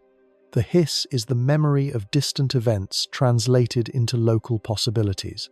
He understands that rest cannot be permanent if it is to remain authentic. It must be renewed by small stirrings that never take over the melody. He resolves to accept such stirrings in the climate of his own days. He studies a pillar and reads a parable about shelter. Light strikes from one side and devours the skin, but the dense cap protects its own shadow. In the shadow, time is granted for seeds to be prepared. The cap will not endure forever. Protection is not an excuse for stasis. It is an invitation to become ready. He recognizes the shape as a kindness without sentimentality, and he sees that the pillar points toward its source, not in accusation, but in acknowledgement. Everything here is oriented by gratitude to forces that would otherwise be destructive. Gratitude becomes geometry. He pictures an interior that is busy and feels soothed by the fact that the busyness is invisible in the photograph. Not because it is hidden by deceit, but because distance and time have smoothed it. The smoothing is a promise the sky makes to any mind that has been overwhelmed by immediacy. View from far enough, for long enough, and the agitation will resolve into intentions. The intentions will assemble into patterns. The patterns will carry meanings that are not fragile. He understands that this does not dismiss pain or noise. It reframes them. It suggests that even storms can be in service to a sentence that is calm. He rests his eye on a shell that has been pushed outward by light and wind. The shell is not an argument for control. It is an argument for the right kind of gentle pressure at the right time. Push slowly, and the medium gathers into a rim where new lives can sit. Push too hard, and the structure tears. He now suspects that wisdom is largely about choosing the rate. In the cosmos, the rate is chosen by physics. In a mind, the rate is chosen by practice, by listening, by a willingness to be taught by scenes that cannot be rushed. He smiles at dust, the traveller that carries both relic and recipe. Here is a sermon with no voice. Take the leftovers and make them essential. Turn ash into scaffold, turn frost into chemistry. Turn chemistry into promise. Keep records in spectra and let those records be beautiful when translated. He thinks of kitchen tables and lab benches and the quiet dignity of work that prepares without needing applause. Dust is dignity. Dust hushes light, and in doing so helps the light be legible. He envies that self-possession and resolves to practice it in small ways. He rests in the knowledge that none of this requires perfection. The equations solve for balances, not for crystalline finalities. A region may be too warm by a few degrees and still find its path. A field may wander and still guide. A flow may underperform and still contribute. The world taught him that precision is a cage. The sky teaches him that precision is a lantern, and the lantern lights approximate routes that are good enough for gentleness. He understands that this is not permission to be careless. It is permission to be human inside a universe that forgives small fluctuations. He senses a kinship with clocks that do not need to tick in unison to harmonize. The region has its free fall, its crossing, its cooling, its recombination. The alignment emerges from bounds, not commands. He imagines a day built the same way, boundaries that are kind, rhythms that are modest, reminders that arrive before failure and after success. The nebula gives these as instructions written in color. He accepts them as if reading a letter from an ancestor he never knew he had. He pictures at last the child who looks up and sees a gauze with a soft green and a warm red and a powdered blue. The child does not know about ions or fields or line ratios. The child knows only that the sight quiets the room inside the ribcage. He finds that this is enough. Explanation can follow. Wonder precedes, and wonder is valid on its own. Wonder is a metric of health. A mind that can be quieted by distant patience is a mind that can take the next breath with ease. He lets the scene settle into him and become a practice. Return to a calm picture. Remember the scales. Remember that balance is not a static thing, but a conversation that continues for as long as energy flows. Decide again to align with the slow reconciliations that create durable forms. He knows that not every night will grant such clarity. Clouds will cover clouds. Work will roar, yet the template exists. He carries it like a small lens in a pocket and can put it to his eye whenever the streetlight glare is too much. Through that lens, even ordinary air holds traces of nebula method. He closes the evening with a theory that is also a blessing. The universe does not hide serenity in rare corners. It grows serenity wherever many forces negotiate honestly. The negotiation is what a nebula looks like when seen from afar. The same negotiation is possible among cells and thoughts and voices. When it succeeds, the result is not fireworks. The result is a face that feels familiar the first time one sees it. A veil that is also a cradle that is also a memory that is also a promise. Night leans a little closer. A faint green washes the edges of a dark lane, and the lane looks like a quiet road into a state the heart once knew and forgot. No equations step forward. No terms announce themselves. Only a slow easing arrives, the way a lake finds glass in the last minutes before frost. A pale blue curtain carries the reflection of a hidden star. The curtain trembles, but not from fear. It trembles because light is gentle when it takes the long way around. He imagines a palm held open. On it rests a single grain of dust that once drifted under red light from an aging Sunday. That grain now wears a lacquer of ice, clear as a memory that has learned to forgive. If a breath were given and that grain could speak, it would not tell a story of explosions or escapes. It would tell how patience becomes chemistry, and how chemistry becomes a sky with room for oceans and fields and the salt that steadies soup. The most restful fact is that the humble can carry entire futures. Cloudwise, far above, a shell expands with the confidence of something that knows when to stop. Its rim is a path of new lanterns. In the distances within the distance, a filament carries its cargo and lightens as it gives. The pattern is soft fire. It is the art of spending power in such a way that it leaves beauty where it passes. The mind watches and realizes it is being taught a simple craft. Breathe in, breathe out, name what is heavy. Let it move along a line toward its hub. Give more than you keep. Keep what you must with tenderness. The sky closes its instrument case. The air gains a note of pine and stone. He lowers his gaze and finds that the ordinary is newly dressed. The kitchen light becomes a distant star, borrowing a care it never knew it had. The hallway becomes a filament, and the bedroom door a calm shell. He smiles without audience. Somewhere a cloud chooses to rest. Somewhere a seed chooses to begin. The two choices are not opposed. They entwine. The night approves. End of script. Sweet dreams.